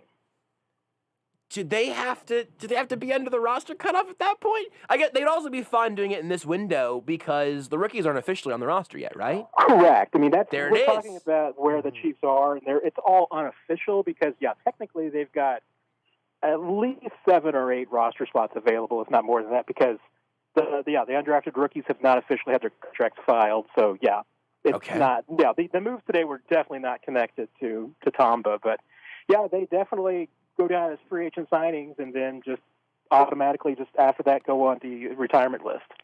I wonder if there are any other, this is not a question anymore as much as it's just sort of me pondering to no one in particular.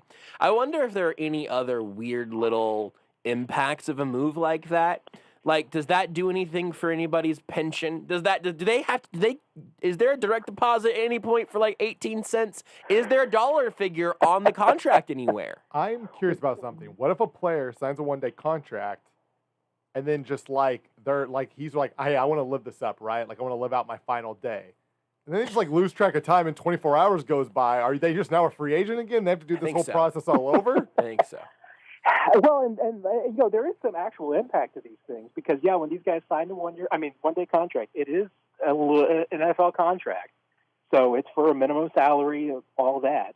Nothing is guaranteed because it's the NFL. So, hey, if Tamba signed this and then before tomorrow when he goes on the retirement list, he goes out and breaks his ankle or something, Chiefs can release him. Yeah, they're not owing him any money. They're not doing any rehab. So they're cool there. But the one impact of it is that if any of these guys, for any reason, want to come back and play, can't do it outside Kansas City. I mean, they're on Kansas City's retirement list, so Kansas City owns their rights. So they want to come back, they have to come back in Kansas City. So I guess if you want to see maybe a 41-year-old, whatever he is now, Tamba Hali, whenever he wants to come back, you'd see him in Kansas City. So, or they'd have to trade his rights. Deadspin actually wrote an article about this when Fred Taylor did it. Now, this is things have probably changed with CBA. This is a Reddit post from 9 years ago, right? But basically, Deadspin did a deal how, the contract has to be signed. It is sent, a copy of it is faxed to the league office. They have to use a free roster spot. I'm going through it real fast. A compensation. So Taylor, with more than 10 years of service, is entitled to a minimum salary of $910,000, a normal NFL contract. This amount that will presumably be on Taylor's one-day deal or a prorated amount. That would be a big hit for a team. So, I didn't understand a word you just said. So you sign a 10-year, at this time, 9 years ago, Fred Taylor, 10 years of service in the NFL. Minimum salary is $910,000. So you are then prorating that $910,000 to 1 day. Right. So did he get $2,000 or whatever that day? Whatever that amount is, yeah.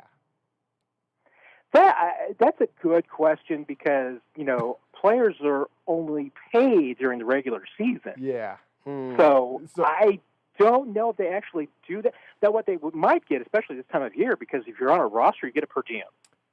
So, because it's during the off-season program. So, he might get like $200 for the per diem.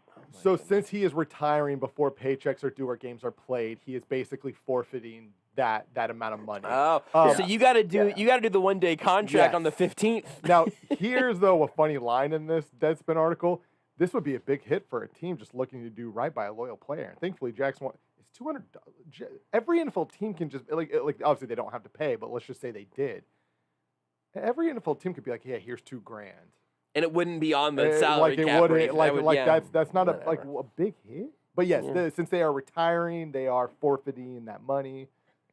Maybe then you just unretire right before the end of the day and get paid. I didn't. Yeah, really... I don't think these guys do. I mean, back when week one, when the paychecks finally start coming out, I don't think these guys get a paycheck for $2,000. What a weird rabbit hole we found ourselves in. I feel right now like the hot dog meme. Like we're all trying to find the guy who did this. Like why? Hey, Matt and Rudy, why are we talking about 1 day contract mechanics? Whose fault is that? Anyway. But I will say, this takes us on to another topic, slightly different topic. But, it gets into, if you ever wonder why the NFLPA numbers and spot rack and over the cap don't agree, it's because of there's things like this all over the place.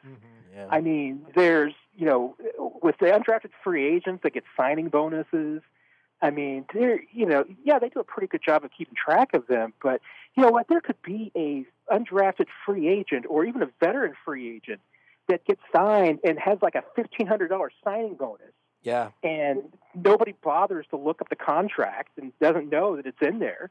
Well, the team's going to account for that in the salary cap, I mean, in the NFL office, it counts on there. But that doesn't mean that any of us know about it and keep track of it. So that's why these numbers never, ever totally add up and make sense, because there's these little tiny microtransactions all over the place in the NFL. Yeah, that's a good point.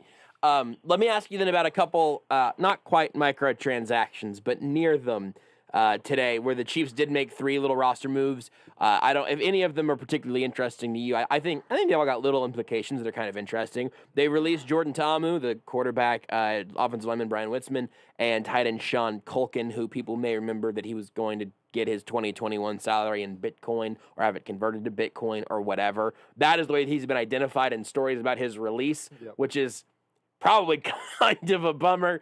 But they cut those 3 guys today. Matt, did any of them individually say anything to you? Not literally, but like, did you take anything away from any of those 3 moves on their face?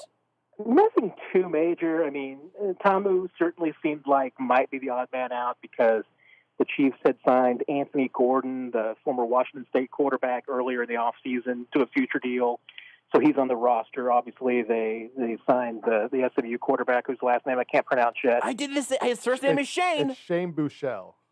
Yeah, I've watched them play it's enough Buechele. games that I've heard them say, but they always say Buechele. Yeah, I thought it was Buechele, but I wasn't sure. So I didn't want to butcher the young man's name too badly. But Didn't want to Buechele. yeah, 4 quarterbacks is what you need this time of year. So a 5th one, that wasn't too much. Brian Witzman, veteran. I mean, if he's might be getting near the end. I don't know if he still wants to play. If he does, there'll probably be a job for him somewhere because he's always been one of those reliable journeymen. This is his 2nd stint with the Chiefs, so 3rd time could be a charm. But with all the off-season moves that the Chiefs have made with offensive line, yeah, that was going to be a tough spot for him. So this might just be, letting him go out there and try and find a job if he wants to. And then, Culkin. The only thing odd to me about Culkin is that he was just an off-season addition. Yeah. So literally never even got on the practice field with the Chiefs. I mean, they haven't had any on-field work since he signed. So who knows what he's got. That's a little bit of a surprise, but probably the drafting of Noah Gray made that room just a little bit too big. Yeah, I think that's right. The one thing that is bigger than any of them individually is sort of interesting right now is it seems like they're probably, I think they're at either 87, 88, 89 guys on the 90-man roster now. With a little extra room to breathe. Has anything changed for you since we talked last week about maybe Bashaud Breeland, maybe another corner, maybe an edge rusher? Does any of that feel any more imminent now, or do you not think that this is going to be related to that? Nothing feels imminent. I mean, I'm sure everybody's following the D.D. Westbrook rumors. Mm-hmm. Maybe there's something there, but no, it doesn't seem like there's anything that's too imminent at this point. I think the interesting will be to see, what actually happens with the rookie minicamp this week, because usually the Chiefs would want to go into a standard rookie minicamp with maybe 1 or 2 roster spots, so that if there's tryout guys who are coming in, hey, they can add somebody. Mm-hmm. That wouldn't be out of the ordinary. So we'll see what it is. I mean, we'll see if the draft picks show up. We'll see if the undrafted free agents show up. We'll see if they're able to get some tryout players in here, if there is much of a rookie minicamp at all. Still seems a little bit up in the air, but I guess we'll find out later this week. Yeah, what's your expectation on that? Because obviously the stories about the NFLPA, encouraging, pushing players to boycott. I think Tom Brady hopped on a Zoom call at some point, apparently, and told everyone to do that. I had seen that the league or the Player Association was backing off on teams that had a lot of guys with major signing bonuses connected to their major like attendance bonuses essentially. Also for rookies, it's got to be tough to not show up essentially on the first day of work. So how do you right now expect that to play out? Yeah, I still don't know. I mean, I don't think anybody's got a firm grasp of it. The rookie minicamp is scheduled for this weekend, and there were 3 teams that were supposed to have it over the weekend. I know the Jets were one. And we saw a little bit of Zach Wilson, but I don't know if there's anything else that, I really definitively about how those mini camps went and who was there. Everybody else is scheduled for this weekend, so we will see. Then you've got Phase 2 starting on on May 17th, and Phase 3 on May 24th. And those are the big dates. I mean, that would be May 24th would be when OTAs essentially start. And that's when you would be having the on-field work. That's the one to circle to see if, the players do start showing up for that. I don't think that anybody's got a good grasp of it. I mean, I could certainly see the Chiefs being one of the few teams, like we've talked about, that maybe the NFLPA just says, hey, yeah, guys, go ahead, because a third of the Chiefs roster has roster bonuses. Yeah. And the only team in the league that has more is Buffalo. So that's a big factor. And remember, the Chiefs were not one of those teams that have issued a statement saying that they're not going to participate, and that's a big reason why. So the Chiefs might be an outlier. They might have players show up, but then again, it's how many? Yeah. Is it just going to be the guys with roster bonuses? Is it going to be everybody? We don't know. We're still waiting to see what happens, and I'm sure that, Brett Veach talked about it last week, that Andy Reid is talking with Patrick Mahomes and Tyrann Mathieu about what they want to do. We can only hope that they'll tell us when they're done. You mentioned D.D. Westbrook, the former Jags receiver. There have been a couple of things sort of loosely connected. I think it was a Josina Anderson report that said some Chiefs players had reached out to him, and so his name's been floating around a little bit. How much sense would or wouldn't D.D. Westbrook in Kansas City make to you? I don't know if he would make a ton of sense to me, because he seems like depth for what they already have. Yeah. And, and coming off, torn ACL, he should be ready to go, but you never know. I mean, usually guys are not 100% in the first year back. So where would he fall? I mean, I don't see him. In his career, he's kind of been, honestly, DeMarcus Robinson plus. Yep. I mean, it's not like he's Tyreek Hill. Yep. He's not that. I mean, his numbers are kind of in between a Tyreek Hill and DeMarcus Robinson. So maybe it could be that. But then again, honestly, I think Byron Pringle's better receiver than D.D. Westbrook is right now. I'd rather see what he's got.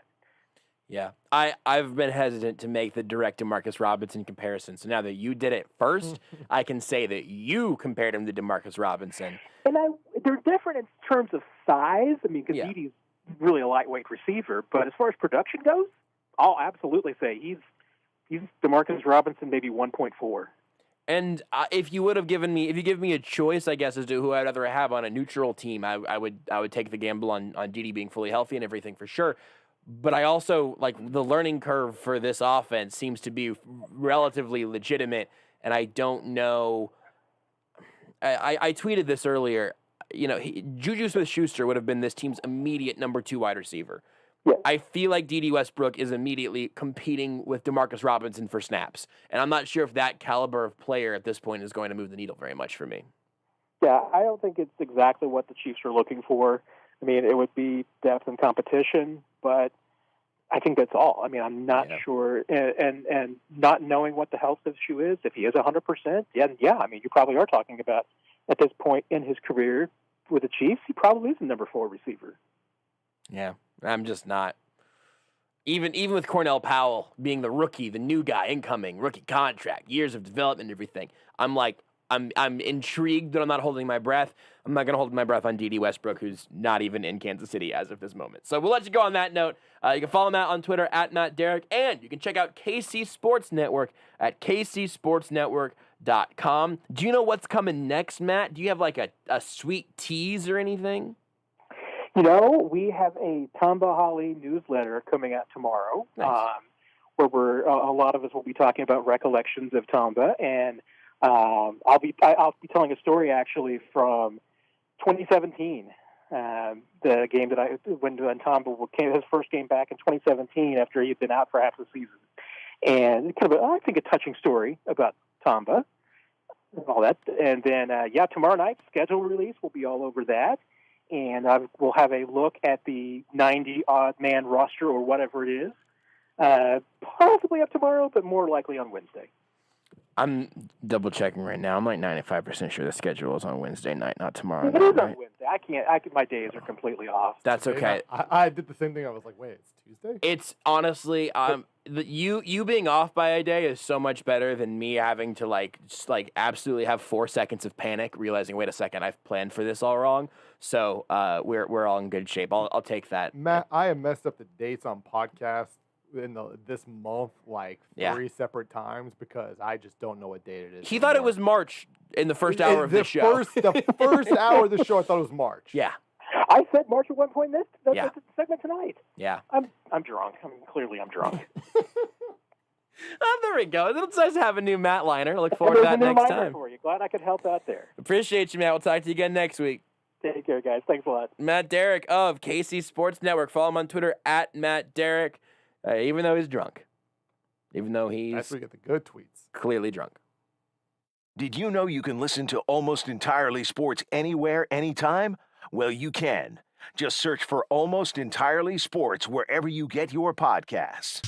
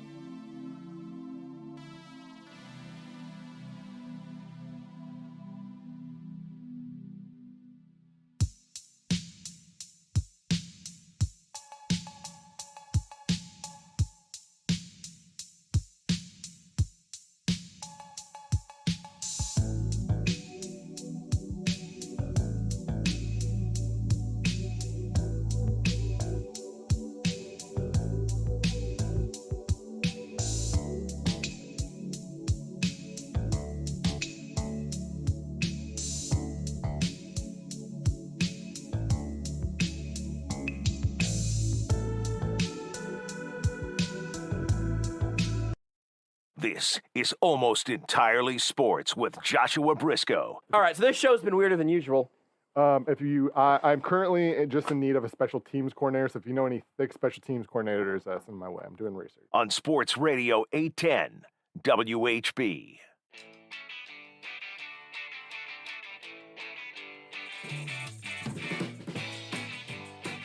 Couple things from the Twitch. First of all, thanks to Credible Hulk 85 for giving out a gifted sub. I appreciate that very much. And looked like B-Debs 24 picked it up. Go work, B-Debs. As long as it doesn't go to Beards. That's the most important thing. Please do not accidentally gift a subscription to me, Beards of Rudy. I think there's a chance since we're mods now, gift subs don't go to mods. Huh? I'm not 100% sure about that. That would make a lot of sense. Yeah. From Still Here XD on Twitch, chances Veach signs DD before Breland. I wanted to talk about both of those guys just a little bit here because, one, it just still makes all the ever-loving sense in the world to me for Bashaud Breeland to be on this football team. I've given you my logic 1,000 times, and if I really get into the details of it again, it means that I'm repeating myself, which, people do on radio shows. Sorry, I was going to give you go ahead, Rudy. Go ahead. Get in there. Sorry. Get in there. Go ahead, Rudy. An extra little thing. Yeah, go ahead. Why it might even make sense. Whenever you're ready. There was Go ahead and make your point, Rudy. Pause. I thought you had stopped. It wasn't an intentional talkover. I do apologize. That's fine. I accept your apology. Thank you. You're welcome. With I believe it was I believe Derrick told us this maybe last week with the obviously the there's still the possibility obviously of a suspension from the most recent thing, but this is why it even makes even more sense for the Chiefs. It's like, again, you can not that you want him to miss the first handful of games again, but again, he's a player that knows the defense. Yeah, it just makes more sense for a return to the Chiefs because he can kind of we saw just this last year when he missed the first 4 games. He can step in week 5 and he doesn't need that build up, and maybe by week 10 he's ready to go. He can step in and be ready week 5, or whenever that suspension would ultimately come up. I heard in the replay hour before us, I heard Sam Millinger on the Border Patrol this morning say he would immediately be their best corner. He'd be cornerback number 1. And the fact that here on May 10th, March 10th, who's to say? If you're here after the draft and there is an option for you to maybe add, let's say for $5 million, you could lock, I think it'd probably be a little less than that. For $5 million on a 1-year deal, you could have the best corner on your team added to your team. No one wouldn't do that. So I'm just sort of, either the Chiefs disagree with that or Breeland is holding out for more. I don't know. And on D.D. Westbrook,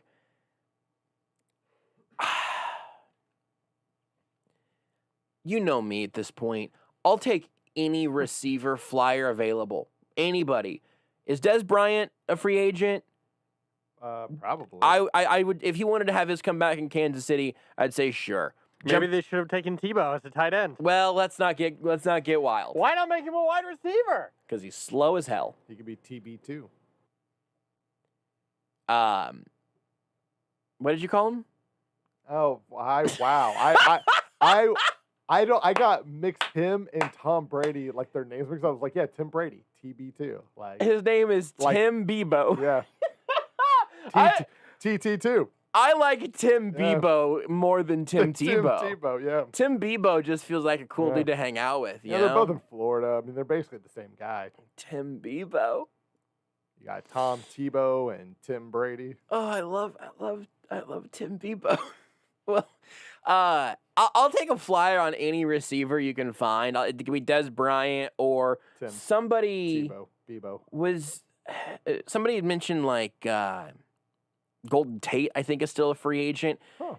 I'm down for all those guys. Here's the thing, though, and this is the reason why I'm not at the place that I was with Corey Davis or Kenny Galladay or certainly Juju Smith-Schuster, or it's the difference between drafting Cornell Powell than drafting De'Ami Brown or Terrace Marshall Jr. Those sort of names that are a tier up, I think they come in and they're immediately the number 2 receiver on this team. Where their training camp is not about competition. It's about getting acclimated to the offense and about learning the offense and working with Mahomes, and it's becoming a full-fledged part of the offense as the number 2 receiver. D.D. Westbrook could come in, and he could do some good things in this offense. But like Matt said, I think he's probably coming in and competing for work with DeMarcus Robinson and Byron Pringle. I just, and certainly in some ways with McCole Hardman, although they're different types of players, but you're competing for snaps and touches with those guys instead of coming in and being the upgrade over those guys that you're looking for. Now, look, again, if you get 5 number 3 receivers, maybe you find out that one of them really is the number 2 receiver. But I am not beside myself looking for more talent. I should mention Powell again also as a guy that's competing for that spot. I'm not beside myself because they have a lack of replacement level mid-tier talent at this point. I think they're deep enough with those guys.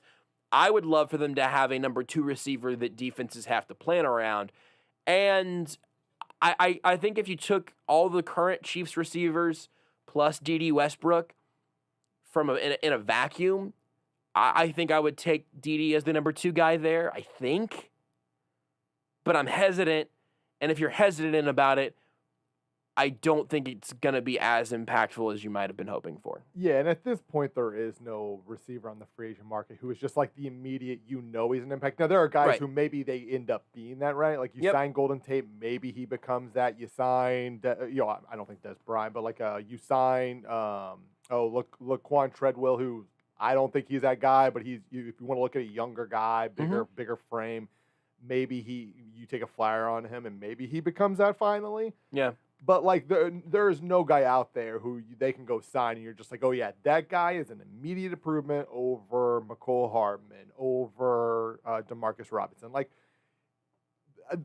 I think they think that to a degree they think Cornell Powell can be a number 2 receiver, right, or at the very least fit a specific role that Sammy fit as a number 2 receiver. Maybe it's probably more they think between Powell and Hardman, those two each provide a little bit of something that will fill that number 2 wide receiver role.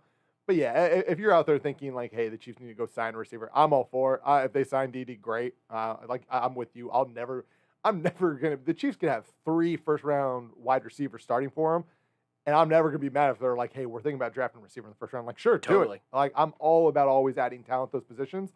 But that immediate obvious upgrade just doesn't exist anymore. So, Beards, I'm going to just play directly to you. I also might need some help. I believe the final score of this game was 125-124. Is that right? That is correct. It trimmed off the right side of the screen. So here's what happened. Russell Westbrook just recorded his 182nd career triple-double, the most in NBA history.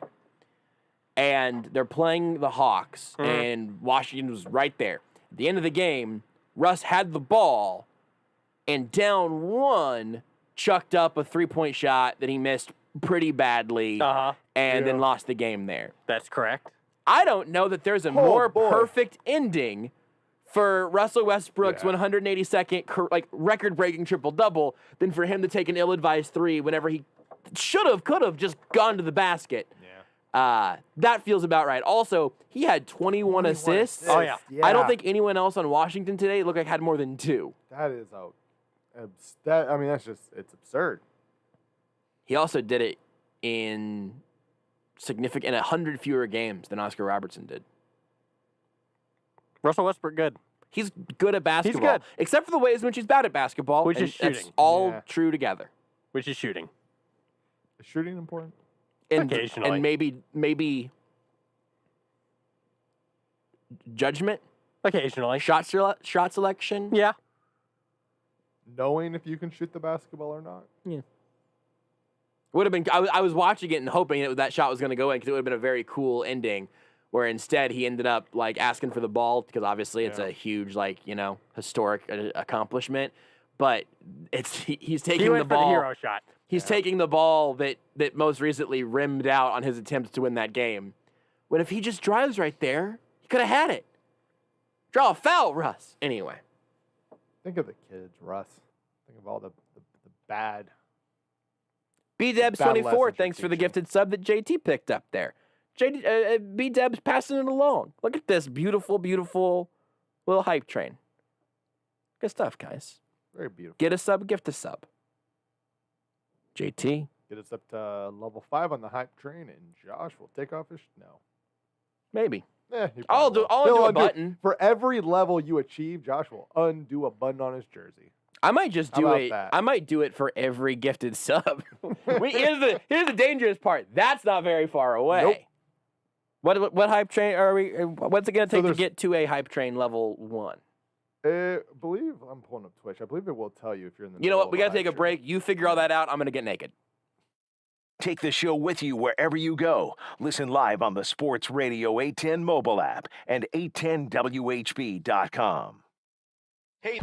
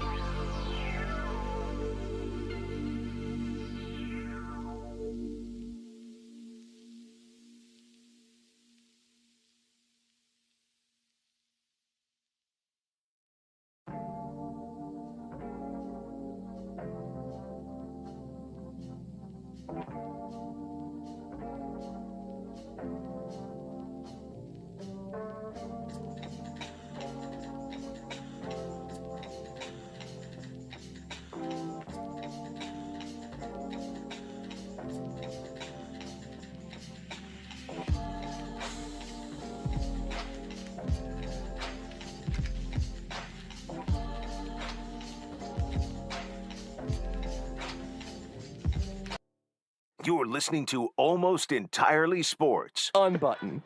Unbutton. Unbutton. Zip. With Joshua Brisco. On Sports Radio 810 WHB. BDubs24 on Twitch has gifted another sub, so you get the top two buttons. That's where all the action's at, though. Because this, I'm wearing the hold on, Sports Radio 810 T-Bones jersey that apparently is from 2018 because there's 18 on the back. I love this jersey. It's like my favorite. Also, for sponsored jerseys, you know, so far as jerseys with like ads on the side of them go, having one with my literal like employer radio station Oh, brand. man. I wear 810 stuff all the time. If this was a Pepsi logo, I wouldn't like it as much. But this one's great. But so there's 2 buttons, and then there's some space before the next button even shows up because it's got to get the word Kansas in there. So who knows what your gifted sub gifting could lead to? But it could be a terms of service violation. Is that what it? Yeah. TOS is terms of service? Yes. We need an inflatable of hot service. tub. What? It's a Twitch thing. It's a Twitch thing. Apparently, I'm more innocent and less online than I thought I was. Yeah. Can one of you please explain this to me in a way that won't incriminate? You both seem a little bit nervous about this as being a Twitch I'm thing. just like here's the thing. First up, not judging, right? So like Okay, on no Twitch, judgment-free there zone. are people like who like Twitch isn't just about playing games. More obviously, like we do a radio show. Sometimes people just do like just chatting things where they just go on and talk. Females who are attractive Sure. will buy inflatable hot tubs, and they'll just talk to people in hot tubs. Like from the Like hot while tub. while they're in the hot Sure. tub, yeah. And usually like there's floaties involved that are either usually banana or hot dog shapes. Sometimes yeah, typically those 2, yeah. All right, well, hold on. Let me see now. I got to Google eggplant pool Sometimes eggplants, yeah. floaty. Got to see if we can add this to the... Oh, yeah. Oh, yeah, they're To absolutely... be honest, I don't know if you can buy them right now. So many of them, I see, like they're all over. Like they might be sold out at this point. Rudy's inflatable hot subscription tubs and- page is just filled with them. Just top to bottom. Rudy's been lying to us. He's not spending that money on Dogecoin and Top Shot. I definitely spent some Dogecoin. He's giving out gifted subs. It crashed. Oh, man. Well, this has been an educational segment. We'll learn more things from Alec Lewis of The Athletic next. You are listening to Almost Entirely Sports with Joshua Brisco on Sports Radio 810 WHB.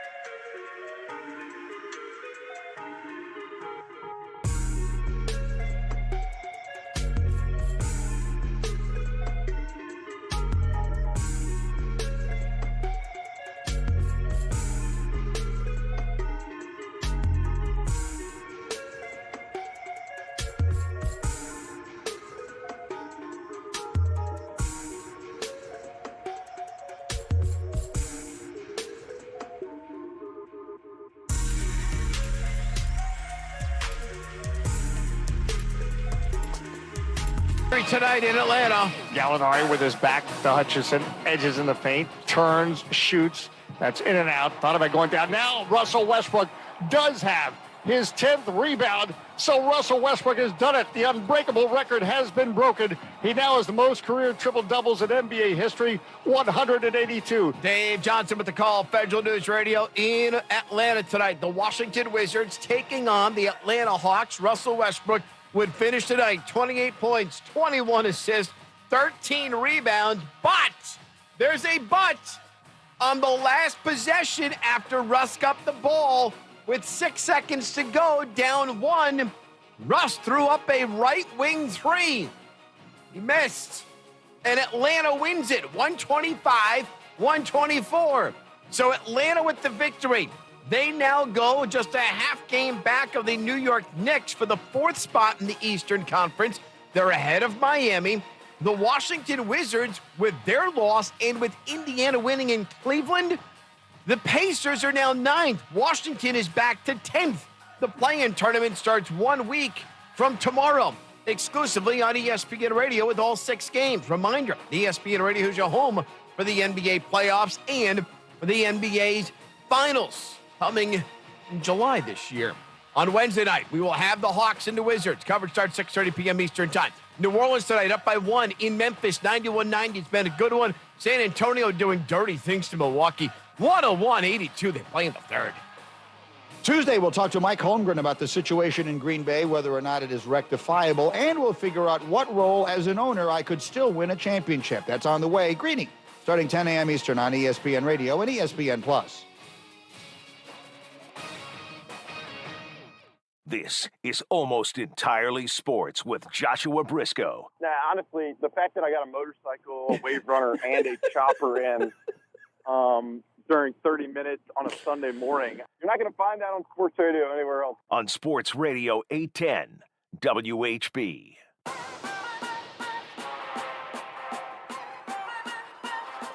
There are obviously a few key questions that I'm very excited to ask Alec Lewis, our next guest here. You can follow him on Twitter at Alec_Lewis. You can read his work in The Athletic as he covers the Kansas City Royals. Questions like, will the Royals ever win again?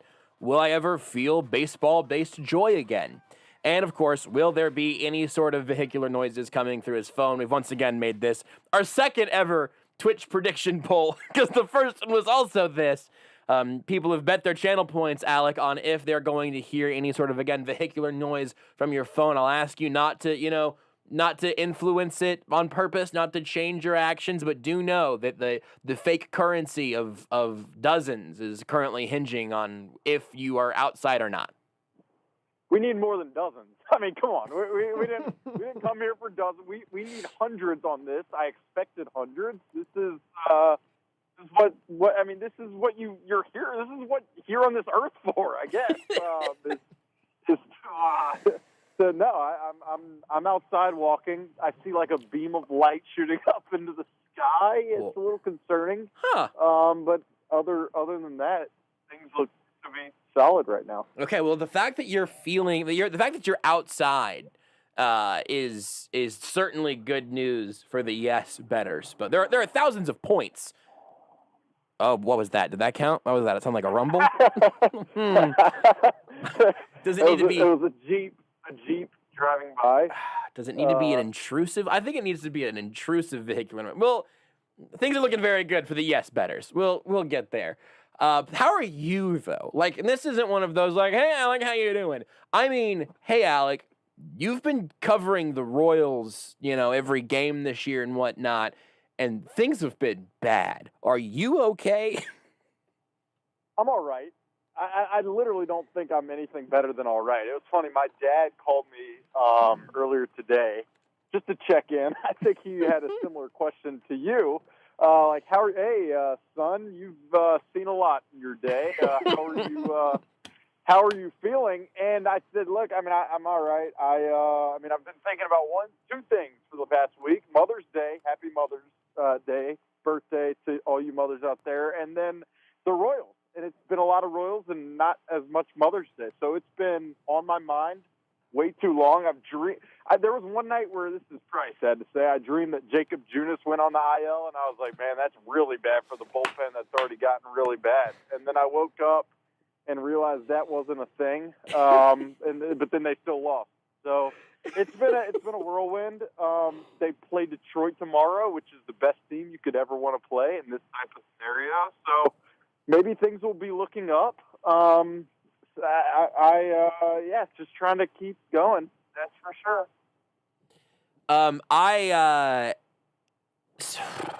I recently absolutely had a dream that the Chiefs did end up re-signing Bashad Breeland. So I'm here with you on that. Also, thanks to BDebs24 on Twitch again for, over the course of that answer, gifting 3 gifted subs. That's the good news. Did you see who they went to? The bad news is they went to me, Rudy, and Beards, which we thought wasn't a thing that could legally happen. My guess is he picked like the mods. Like there's options on who you can you send do it to. that? I bet mods is an option, and B-Dev's just shooting us. Hey, we just got to follow. Thank you, Andy Stack. Really puts me on blast for not having subscribed to the 810 Twitch, though. Really didn't. None of us, apparently. Well, I was, and then I wasn't. This is a beautiful. You can give mods. Incredible looks. You can give mods subs. So there you go. Well, Andy Reid's mustache just followed, though. So what? Andy's mustache followed. Okay. This has been stupid. I know less about Twitch than anybody knows less about anything. So I can't even comment on this. I mean, I'm just gonna let you guys. Do you know about the inflatable hot tubs? Subs, mods. I know about pitching and catching and defense. That's all. Come on, that's all I've got. Come on. Yeah, that's not true because you also had a very good story in The Athletic today, where you were saying, "Hey, here's how Royals fans." Here's how we can help you pull it all together. Here is our recalibration techniques for you, the begrudged Royals fans. And I would just like for you, Alec, in audio form. People should go read it, but in audio form, can you soothe Royals fans and help guide them through this process? Yeah. All right, everybody, close your eyes. Yeah. And Going really. And think back to the beginning of this past week. I believe that was May 3rd. Not a very like sleepy time voice from you. I don't have to be sleepy. No. It's just kind of aggressive right now. If we could just, Okay. all relax. I'll calm down. Thank Okay. you. Just relax. Yeah, no problem. It's been a great time. If you think back to where the Royals were about a week ago, they were on top of the world, and it was great, and it masked a lot of truths. One of them being a lot of people were struggling. Hunter Dozier, Jorge Soler. I got to be honest. I mean, this is throwing me off to an unbelievable degree. But Sorry, what? You can Beards. You pull music down a little bit. Yeah. Hunter Dozier and Jorge Soler had been struggling since the beginning of the season. Adalberto Mondesi wasn't involved. The bullpen was beyond anybody's wildest dreams, and the starting pitching was not good. And the combination of it all, and the Royals going 16-9 in the first 25 games, it didn't really jive. And so, for as the meditation creeps back in, it's just been at that same level. It's just just about if you're feeling it or not. Sure. I think I'm hallucinating. And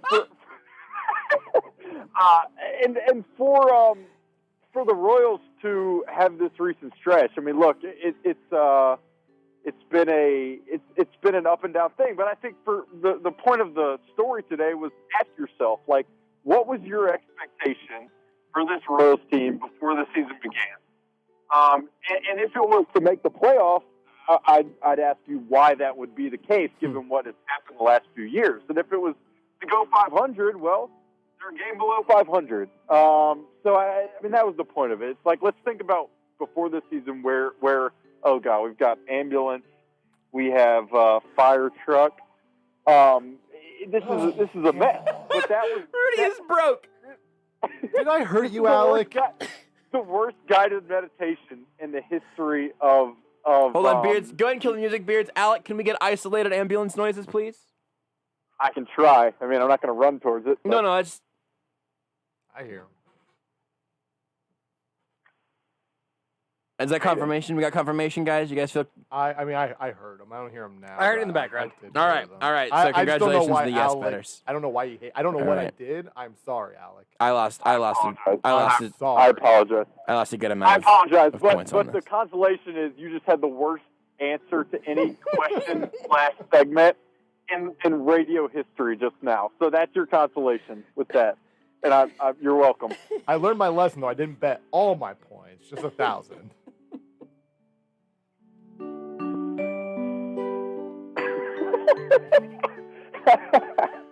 The point is, the Royals are 16-17, Yes. and they play Detroit tomorrow. And that's that. I mean, that's I don't know. The sky's falling, but I mean, I don't know. I think of this where the Royals are at, kind of like a roller coaster. Like you go up to the very top. It's the greatest view. You have the view of everybody. You're at the very top of everything. You feel on top of the world, and then you just free fall. And boy, does it fall fast and it fall low, and then it's going to level out at some point. So that's where the Royals are at. That's my analogy, and I'm glad I could bring us full circle with this guided meditation. Now, everybody breathe. Everybody breathe in. Breathe in, right. Rudy, do it. And then breathe back out. I can't breathe. I lost too many Twitch points. Rudy's Twitch has disabled his mechanism to where he can breathe in and out. It happens. It does prevent me, though, from betting, like, real money because I just bet all. I get that rush out. I get all the disappointment from Twitch bets and constantly losing. And I have no desire to go place money on, on real things. That's good. That's at least for the best. So there's at least some win. It's a win-win, I guess. So lose-win. It's lose-lose. Yeah, it's a lose-lose, true. So I think that your perspective there is a very important one. What I guess I'm most interested in is that now knowing that we have a stretch of them playing, not even really playing their best baseball, as you mentioned in your story, and also like other guys have copped to. Like they weren't playing perfect baseball out of the gate, but they were winning a lot of games, and now they're losing a lot of games, and then now you have the zoomed out version that's a little bit of both. What do you think is the realist stretch or the realist thing that we've seen from the Royals to this point, if you had to kind of use that to look down the line of what the next 100 and some games would look like? Yeah, I think the first 6 games of the season, I mean, they played Texas, if I'm not mistaken, and they got down. Starting pitching wasn't very good, which I think is a reflection of the situation. And then they fought back. They fought really hard. They came back. They won some games. And then they went and played Chicago, and I mean, they got crushed in the first game against Chicago in that first 6 games, and they got beat pretty bad, and then they bounced back and they fought in the second game. And so I think that's what this Royals team is. I think the starting pitching was always going to be a major question. I think defensively they played much worse than I think they are, and I think when Alberto Modesty comes back, that will only help defensively. I think the lineup is going to be pretty streaky. I think it's better than it can't get worse, so I think it's better than what it has been of late. And then I think the bullpen's pretty good. So I think the first 6 games, I think they were 3-3. I think it's a somewhat 500 type of team. Maybe a little below, maybe a little above, but I think this first 33 games has showed us the range of this team. I mean, it could be really good, it could be really, really bad. But I think the truest element is just kind of up and down, team that's going to fight and claw and kind of annoy other teams at times. I think that's what they are, and I think that's okay because this is a team that lost 207 games combined in 2018 and 2019, and last year they were out of it the entire season. So I think it's okay to take a step forward and not make the playoffs, but still kind of compete in some ways. I just think the way this season has started, it's easy to get disoriented by just the up and down so quick and so drastic. This is going from very macro to very micro, but I'm just like really not sure what to expect from this specific little cross section of the roster, because you mentioned the starting rotation always was going to be super interesting and super important, both in the short term and long term, obviously. And I'm a baseball expert. And and the bullpen has had a lot of issues, a lot of injuries, and all sorts of stuff. What I'm most sort of enamored by at this point is you got great starts from Jake Junis. He went to the bullpen, immediately became an unmitigated disaster. You've had Chris Bubich show up from the bullpen, look really good. Is he going to end up in the rotation? You have Daniel Lynch come up, get his first start. It goes pretty well for a guy's first start, and then last time happened. Those three guys seem like the most mobile ones at this point, but I don't really know what the logic has been to this point and what the logic is going to be going forward. Do you have any better read on that for specifically kind of those three guys and that little bullpen starting rotation and minor league sort of tension that they could all end up in? Yeah. So, I mean, it all began when it all began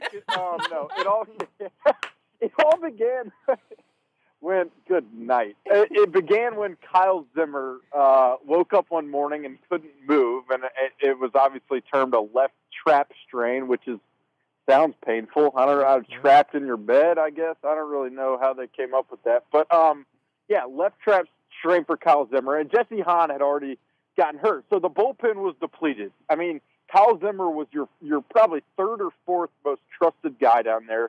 And so the Royals felt like for May they needed to fortify the bullpen, to strengthen the bullpen with a guy who they trusted in high-leverage situations. And so their decision on that was to move Jacob Junis, who had started really well due to an added pitch this offseason, to move him to the back of the bullpen and to have him pitch in high-leverage spots. And in doing so, you needed a starting pitcher. And I think the reports that they'd gotten from the alternate site was that Daniel Lynch was dominating and ready to go. And so they said, we'd rather have Lynch starting than pitching in high-leverage situations in the bullpen. And so they made that move. And as you mentioned, I mean, Daniel Lynch pitched okay his first outing. It was his debut, whatever. He said he couldn't see. That probably didn't help. And then Jacob Junis, the first outing, it wasn't working. They kind of blew the game. The second outing, he pitched a cutter. He left it up. I mean, baseball, these guys are going to crush any pitches that you leave. And it backfired. And then I think he gave up another home run yesterday, or another run at least yesterday. And then on Saturday night, Daniel Lynch, I mean, you could have told him what pitches you were throwing. I think Mike Matheny said Daniel Lynch could have told the White Sox hitters what pitches he was throwing and where he was throwing them, and they still wouldn't have hit it that hard. I think the aftermath of it is, from what I've heard, that they did find something, and pitch tipping is a very, I don't know, it's always kind of behind the scenes. They notice stuff. But, I mean, it seemed as if these hitters kind of waited on seeing something, and then when they did see something, they teed off. So I think there's something to that. And then you mentioned Chris Bubich too, and he's kind of the wild card within all this. He had started last year, started actually pretty well. I thought he was fine. He wasn't the guy that I think they thought he'd be in terms of how efficient he'd be with his command, but he was fine. And then he showed up to spring training and just wasn't the same. So they sent him to the alternate site. He worked on some things. He got back to his old mechanics, and it showed on Saturday after Daniel Lynch was pulled. He came in and dominated. And so to answer your question, I think they're going to need to fix some things with Daniel Lynch to make sure he doesn't get hammered like he was by the White Sox. And I think if that needs to happen, I don't know if that happens in the big leagues or down at the alternate site, but I think Chris Bubich could start in his spot. And then I think for now, you've put Jacob Junis in the bullpen. He hasn't been as stretched out. And so I think you just ride with that. And again, in hindsight, it's like, why did they do this? But I think at the very beginning, they believed the bullpen was the strength of this team. They didn't want to lose that. And so to keep it the strength, they felt like they needed to put Junis back there. And it just hasn't panned out, and that's backfired. There's no question. But it is a very interesting situation that I don't think you would have seen Daniel Lynch this early had Kyle Zimmer not gotten hurt, especially he or Jesse Hahn. So they've been forced by injury in certain situations to kind of morph and change and adapt in ways that have backfired, but I think at the time made sense. Yeah. So here's a question for the optimists. All right. What do you think is a silver lining to this point, a good thing that we've seen that you do think is legitimate, that's going to stick around? And what's something that has gone poorly that you don't think is going to stay this bad? Oof. The positive, we just mentioned Chris Bubich, but I think that I've talked to pitching coaches at the minor league levels and kind of heard about what he had to do to get back to the guy he had been in the minor leagues. And it seems like once he made the shift, it was like a light bulb of even like he smiled. He's like, yeah, that's how I felt. That's how I feel. And I think for him to be in the mix as a starting pitcher and to succeed at the big league level would be a very big plus. Beyond him, positives, nothing is standing out to me as just something glaringly obvious. I think that's part of the issue. If you look at this team, you ask yourself, like, what is the true strength right now? And if you don't really have a strength, base running, like, is base running their strength? That's not really gonna. It's not great to hear. Yeah. In terms of the negative, that's worrisome. I don't know. I think from what I've heard about Jorge Soler, it seems like he's got some mechanical stuff that with his swing that is just. His numbers will tell you he's hitting the ball really hard, but it's all on the pull side and on the ground, and I think that's him trying to compensate for some mechanical inefficiencies. So I don't know how quickly he may or may not be able to turn that around. That's concerning. I think Andrew Benintendi's inconsistency has been a little concerning. Nicky Lopez at this point, it's just hard to watch him at the plate. He looks like he did in spring training. So I know it's hard for the optimists out there. I don't have much for you. I think that's an issue. I think the optimist is that we're only 20% of the way in this season, and so there's a long way to go.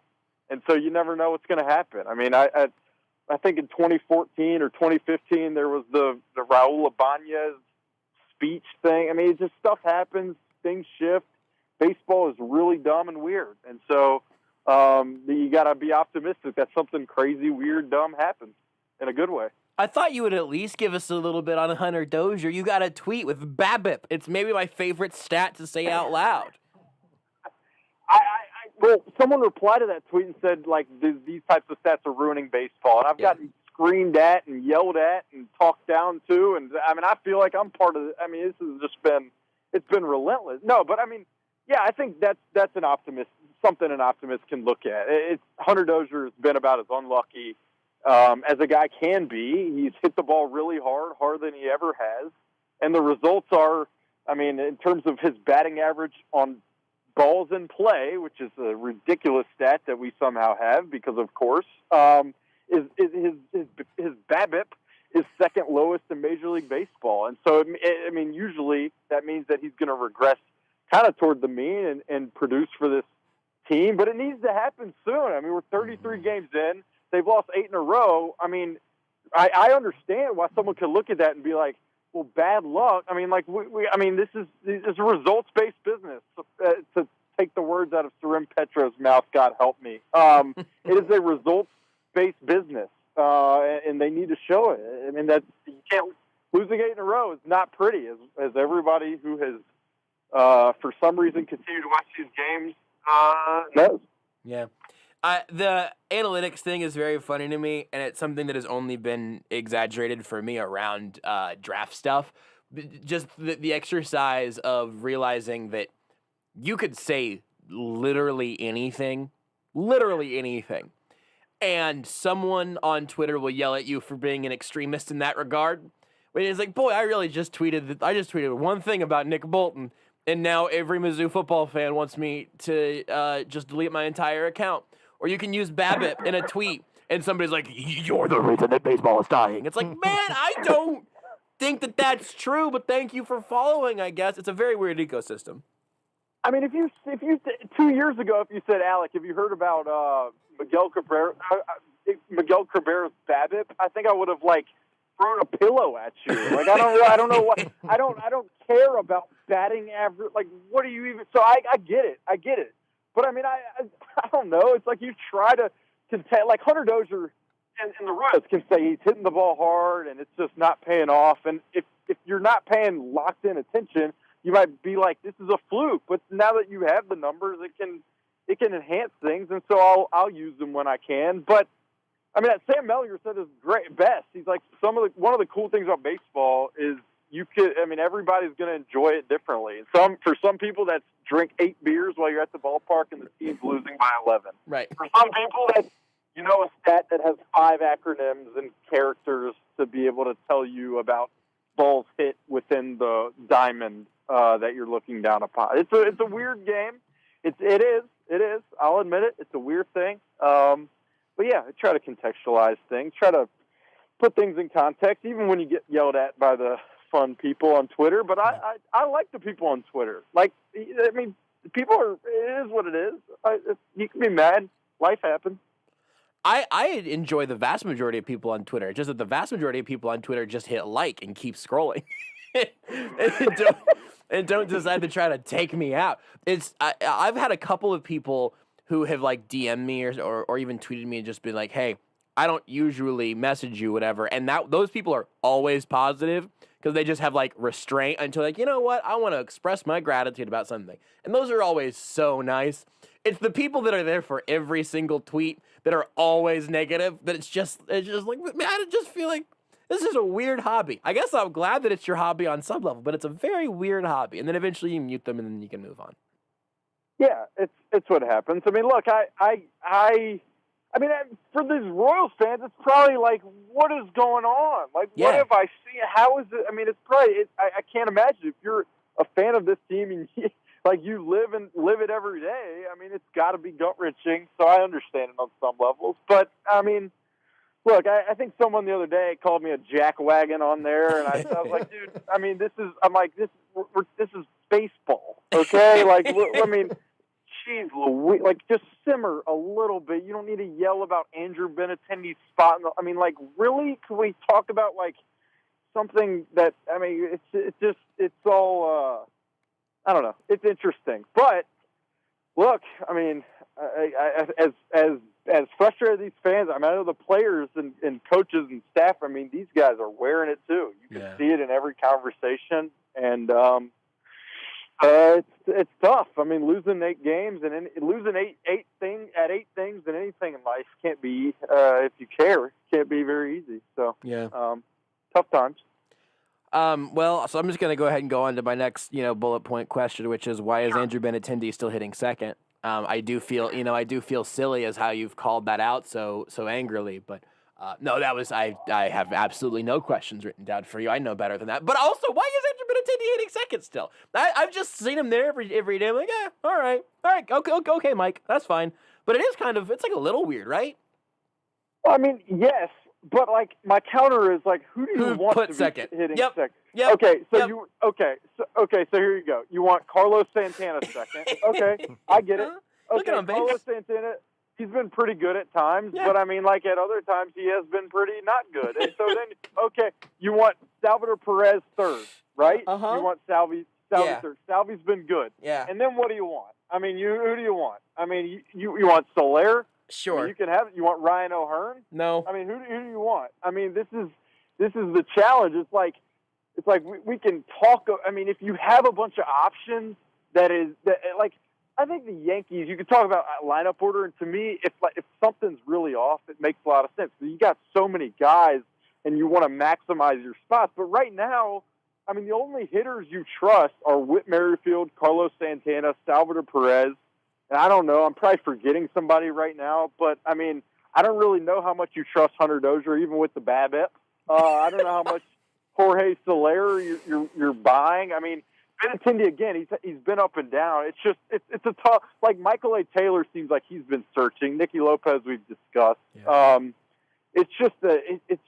mean, it's tough. It's tough when this lineup right now has like 3 or 4 guys producing, which was last year, which was the year before that, that's what has made this lineup struggle so mightily. This is why you need Alberto Mondesi back, regardless of what I mean, you know he's going to come back and either be a superhero or struggle, and people are just going to pile on him. But I mean, you really need as many players who can provide impact as possible. And right now, the reason Andrew Benintendi is hitting 2 is because there aren't that many. Yeah. Mondesi would be an acceptable answer here as well, but the real answer to who do you want hitting second instead of Andrew Benintendi is just Bobby Witt Jr. Sorry, I botched that. I mean, that was the biggest layup since nice, Alec. I can't think of a LeBron's most recent layup. No, Bobby, are you laughing? Head in hands. It's just the nice one, Alec. It's just yourself is devastating. Yeah, I mean this is how we feel. I'm trying to provide you this is a snapshot into the circumstance. I mean, I can't. I said to someone the other day, I feel like I have the yips asking questions. I mean, it's like the questions. I'm like tapping the thing to raise my hand, and then I'm lowering my hand. It's like I'm having a hard time. Hold on. I don't care. You gave a great answer as to why Andrew Benintendi is hitting second. You nailed it. It's a great answer. Have you in the Zoom call actually hit the button to raise your hand and then somewhere along the way lost confidence and then just hit hand down? 100%. It happened on Sunday. It happened on Sunday to Mike Miner. I was like, I had something. And then Annie Rogers was gonna ask she was asking the same thing, and I was like, I guess I'm gonna lower my hand. But I didn't ask Matheny a question, so I'm in my head. I'm telling you, I'm struggling too. I really am. I said afterwards to Vahe, I have the yips right now. It might be accurate. It might be. Well, I'll tell you this. Here's the fact that you can know that you hit an absolute full-barreled home run with this part of your story today that made me audibly groan in a room by myself, quoting Tony La Russa, quote, "They have good team speed. I know Mike and a couple of coaches. They're in a funk right now," end quote. Back to Alec. Fortunately for the Royals, on Tuesday, they're taking that funk to Motown. You can go funk yourself, Alec. That's unbelievable. That is unbelievable. I don't know. Great line. If you think that's good, wait. We did a conversation, the Tigers beat writer and I, ahead of this series, and that was just a joy because these two teams are just unbelievable. And the lead, I got the opportunity, the esteemed opportunity to write, and I went worse than that, I think. But I don't know how that came to me. It was more just like I think I saw. I obviously knew the schedule, but I checked it again to make sure it's actually Detroit, and I think I was just. It was like, all right, here's optimism. You're facing the worst team in the league. Here you go. Here's the optimism.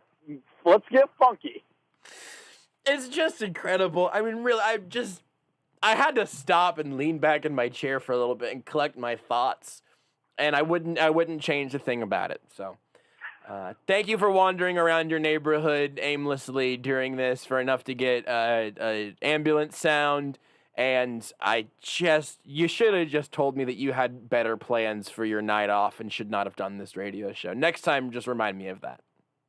No, it's okay. I just have one ask, and it's that let's take that guided meditation. We'll get Beards to clip that out and toss it in the trash, the internet's biggest trash can ever. That might have been the worst guided meditation / radio show answer in the history of it all. So, and Alec, I'm honored to have... I will tell you, I do have a folder that is basically a trash can for all of the dumb stuff people say. However, it's labeled funny clips. Yeah. It's sorted by year, and Yeah. it's going to be going in there. Yeah. So you can pretend that's the trash can if you want. Awesome. Because I don't ever want to... I mean, I said I was hallucinating. The answer was so bad, I think I was having a hard time just grappling with myself, really. But no, it's fine. It's good. Josh, I've enjoyed this tonight. It's been a good therapy session. Hopefully the yips are gone when I try to raise my hand on Zoom tomorrow. Here's the thing. This is all for you, because here's the thing. Whenever you're on the Zoom tomorrow, you hit raise hand. Whenever your mic comes on, you're going to ask that question. You know what's not going to happen? There's not going to be lullaby music in the background throwing you off your game. You just had your worst moment. Tomorrow cannot be worse than that. You've been set free. Your yips are gone, and the only record of it has been, this radio show that was live streamed various places, broadcasted over many states here in the Midwest, and then, of course, will be podcasted for all of the internet to download tomorrow. You can also watch online. I felt like Rob Manfred when in the World Series last year when he was trying to give out the trophy. And he was like, yeah. That's how I felt. But it is good to know that tomorrow's a new day. It's a new day. For the Royals and for me. And you have been cleansed. Which is now is becoming a bit of a religious metaphor. I'm not sure I like where that's headed, so we'll let you go. Thank you, Alec. Thanks, guys. Y'all so well. New Twitch prediction you can vote on here. Will Alec ever do this show again? Yes or no? Yes. How many channel points do you have? Put them all on pink, baby, which I think is 2, which I think would be no. Or put them all on blue. Maybe. Put them on no. He'll do a show on this station again. I'm confident of that. Yeah, that's not the question. The question is, will Alec ever again say, you know what? I got my one off day that I get every 14 days covering this godforsaken baseball team. What if I ruin it? If you think he'll ever do that again, then go ahead and put all your channel points on yes. Want more Almost Entirely Sports? Watch the show live on the Sports Radio 810 Facebook page.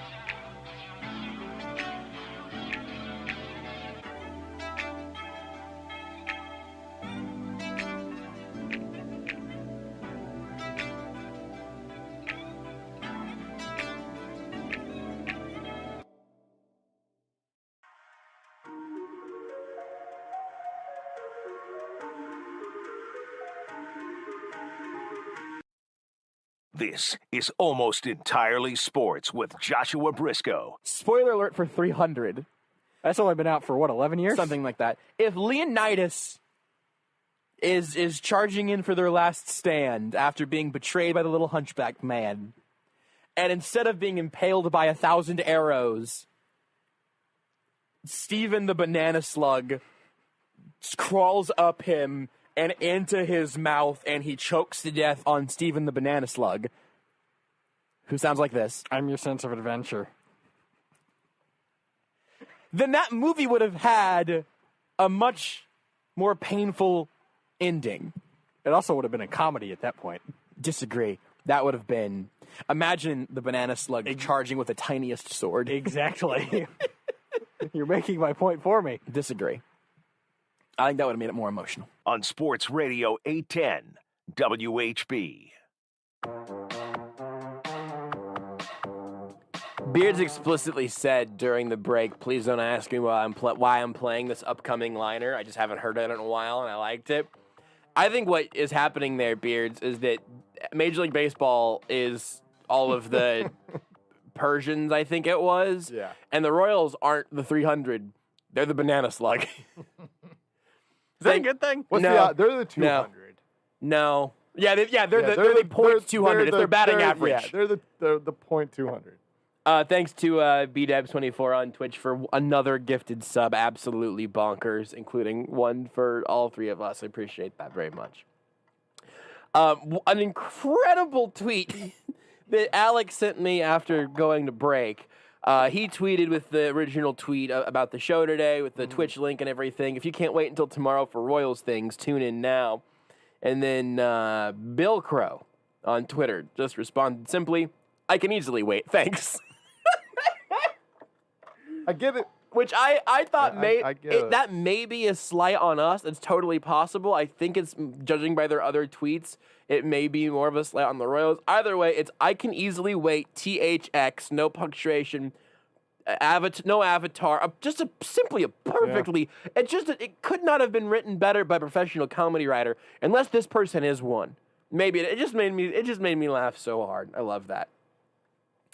Well, listen, we'll be done. I think we're probably done with the Royals talk until Thursday. We'll have Lesky on Thursday. They got an early game on Thursday, so we'll see how these next few days go.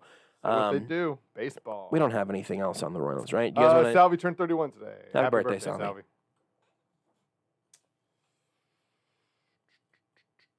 Hope your day was a real splash. Bobby Witt been called up yet? Nope. Let me refresh again. Nope. Still no.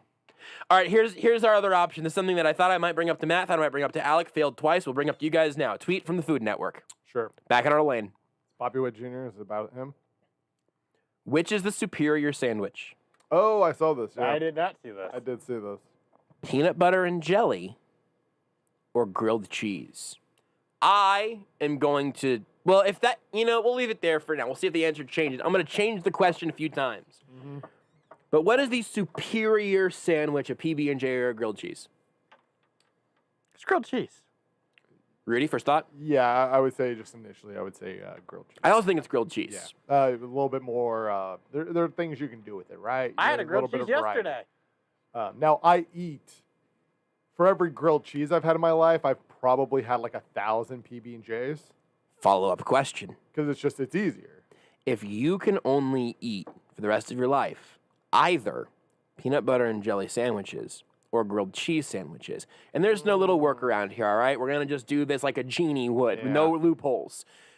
Any peanut product, any almond butter and jam, also out of the picture. You know that's PB&J in your heart. Yeah. Fake vegan cheese and crackers, basically a grilled cheese. I guess if you're grilling it. Crackers, probably not. If you could only eat one of those for the remainder of your time on this planet, which one would you pick? It's still grilled cheese. Yeah, I mean, for me, it's gonna be PB&J because again, I make way more PB&Js because of grilled cheese. Like, it's not that it's hard to make a grilled cheese, but it is more work, right? Like the PB&J is I probably 4-ish days a week have it for lunch. It's cheap. And that's why I go for it, because it's cheap. But like I can make it in like literally like 1 minute without having to get a pot and pan out or a pot, you don't need a pot, a pan out. And like, you know what I mean? I don't have to do anything. Like nothing is getting, it is the most minimalist like sandwich you can pretty much have. You can currently vote on the Twitch. Pick a sandwich, the loser disappears forever. PB&J versus grilled cheese. So I think I would go with the grilled cheese is a better sandwich, but because the PB&J is so easy to make, I would go with that. So both Andy Stash and Lenexa on Twitch have said PB&J. Like the entire city? The entire city. It's a great Twitch name. Yeah. PB&J doesn't need to cook. Saves hundreds of hours of time in my life. You can change the flavor of jelly. It's harder to change the cheese. It's less messy. Those are all from Lenexa. I think those are all great points. That is the thing that makes this a little bit difficult for me because I think grilled cheese is the superior sandwich to me. Tastes better. If you said, hey, I'm going to bring you some food, do you want a PB&J or a grilled cheese? I think grilled cheeses are very underrated. But if I could only have one forever, there's not a great comparison to PB&J if you take away sort of the similar versions of it. Yeah. If I wanted to scratch the grilled cheese itch, I could do it with a good patty melt. You know what I mean? It's similar enough. I could see Beards. I could see you just not liking PB&J at all. I don't like peanut butter. I was going to say, I'm pretty sure he doesn't like peanut butter.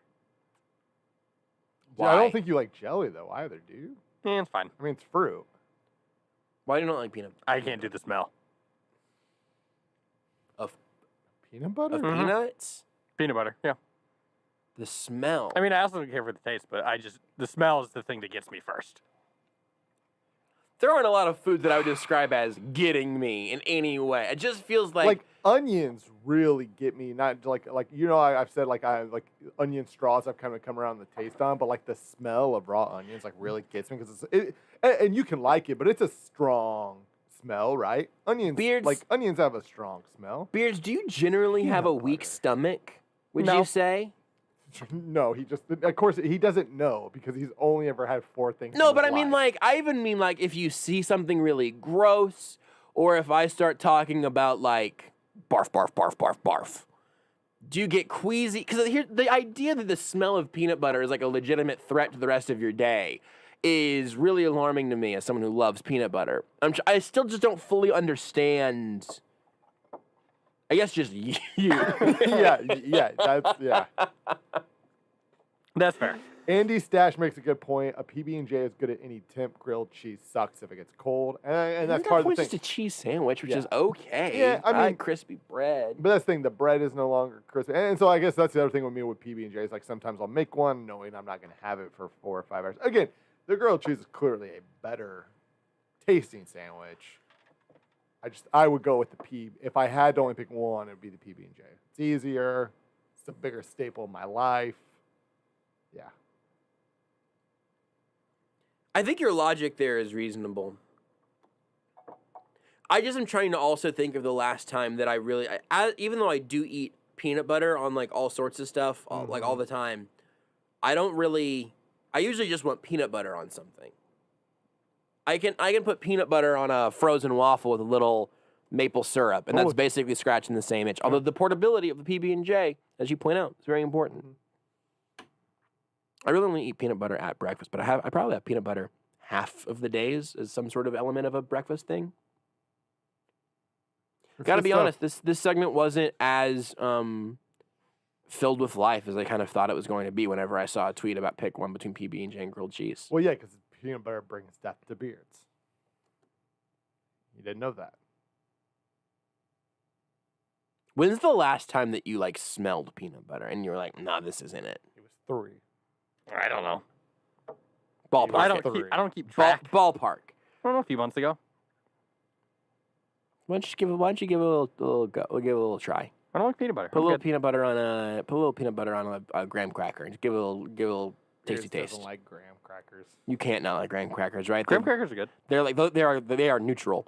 Graham crackers are a neutral. I mean, so are many things that Beards doesn't like. Like fruit. Like any fruit. A little peanut butter banana beards. Are you kidding me? Come on, Peanut butter beards. Come sandwich on. is good. I got peanut butter and bananas at home right now. I think I might go. boy. You know what I got? You know what I got at home right now? You know what I got at home right now, right? I think I want to go buy some You bananas. know what I got at home right now? I've got tortilla. Ooh. You know what I can do with that little tortilla? Tortilla? I can put a little peanut butter on that tortilla. Yeah. Drop a banana on it. Yeah. You know what I'm gonna do if I'm feeling a little nasty? Could put a little jelly. Could put a little Nutella. Could put a little, maybe put a little maple syrup on the side. You want to roll it up. Sprinkle some whole roasted peanuts on there for a little extra crunch, a little extra texture. Roll that baby up. Put it on a pan. Sear the outside a little bit. Give yourself a little extra texture on the, a little crisp on the outside. I think I might do that when I get home. And then send Beards pictures of it as a threat. Beards, if you don't behave, I'll bring one of these to work tomorrow. I could literally brandish a banana like a gun and chase Beards around with it. And there's a lot of foods that fall in that category, I feel like. Bananas are just already they're ready just for already you know? ready. Yeah, they're the ready shape, yeah. The ready shape. Yeah, the ready shape. Beards, what are you looking at that's so interesting over there? I was going to pick a liner for when we come back from break. What if we never go to break? Well, then I'm going to hit this button to make us go to break. How No, about that? I need, if you could get a joke about peanuts or peanut butter or bananas or something. Well, then make a joke. I'm trying. The issue is I'm not very good at it. You know what? I would love it if we. Oh, nuts. At JB Brisco, at Beards McFly, at Not That Rudy, at Sports Radio 810. Just do it already.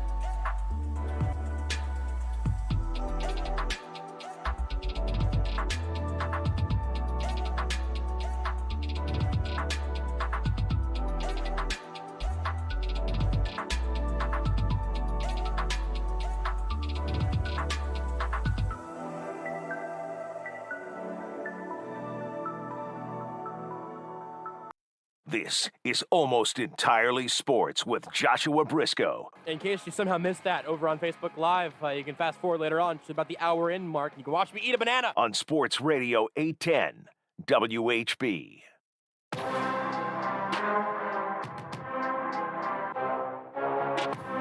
There really is a liner for everything, huh? Like, there's a liner for me eating a banana. That's kind of amazing in its own beautiful, twisted way. Josh, I just want to say, you might want to talk to Andy Reid's mustache. There's a comment from Andy's stash on Twitch. I assume it's Andy Reid's mustache, but to be fair, it could be any Andy's stash. It says, wife Renee, legit, says it's time to go to bed. Got PT at 05:30. Military time right there. But you know how that works whenever it's like just the number you recognize? It's like 5:30 a.m. Andy obviously is usually military time. Also, Andy Stash saying there's no time czars this week. Don't count your chickens, or don't count your lack of chickens. You know. There in one of my pockets? There was like a little extra little bonus thing. Oh yeah, that's right. Yeah. There might be a little more coming, and of course, as they say, looking forward to Seth tomorrow. Tomorrow's show could be a certified club banger. We're gonna see. We're gonna see how things work their way out. I'm gonna need to dust off some old liners. Maybe, and maybe not. And maybe it'll just be a very normal show that nobody has to think twice about. Got some old liners of Seth that you haven't played yet? Yeah. I'll tell you what, there's a new Seth thing for tomorrow, too. Tomorrow's show, if you're like, boy, we got through 3 hours, but tonight's show wasn't very good. It's because all the energy's going into tomorrow's show. That was great. Tonight was great. If you didn't like tonight's show, I don't know what to tell you. If you don't like us making Alec Lewis, professional journalist, discombobulated because he has to talk over lullaby music, I just think you found the wrong radio show. Probably. Thank you to Alec Lewis, the aforementioned, and of course, Matt Derrick for joining us tonight. Thanks to you for listening, all the Twitch subscribers and everything from B-Debs. Shout out to you especially, the real MVP. We'll be back tomorrow at 8 o'clock. Until then, bye, Mom. You're listening to Almost Entirely Sports with Joshua Brisco on Sports Radio 810 WHB.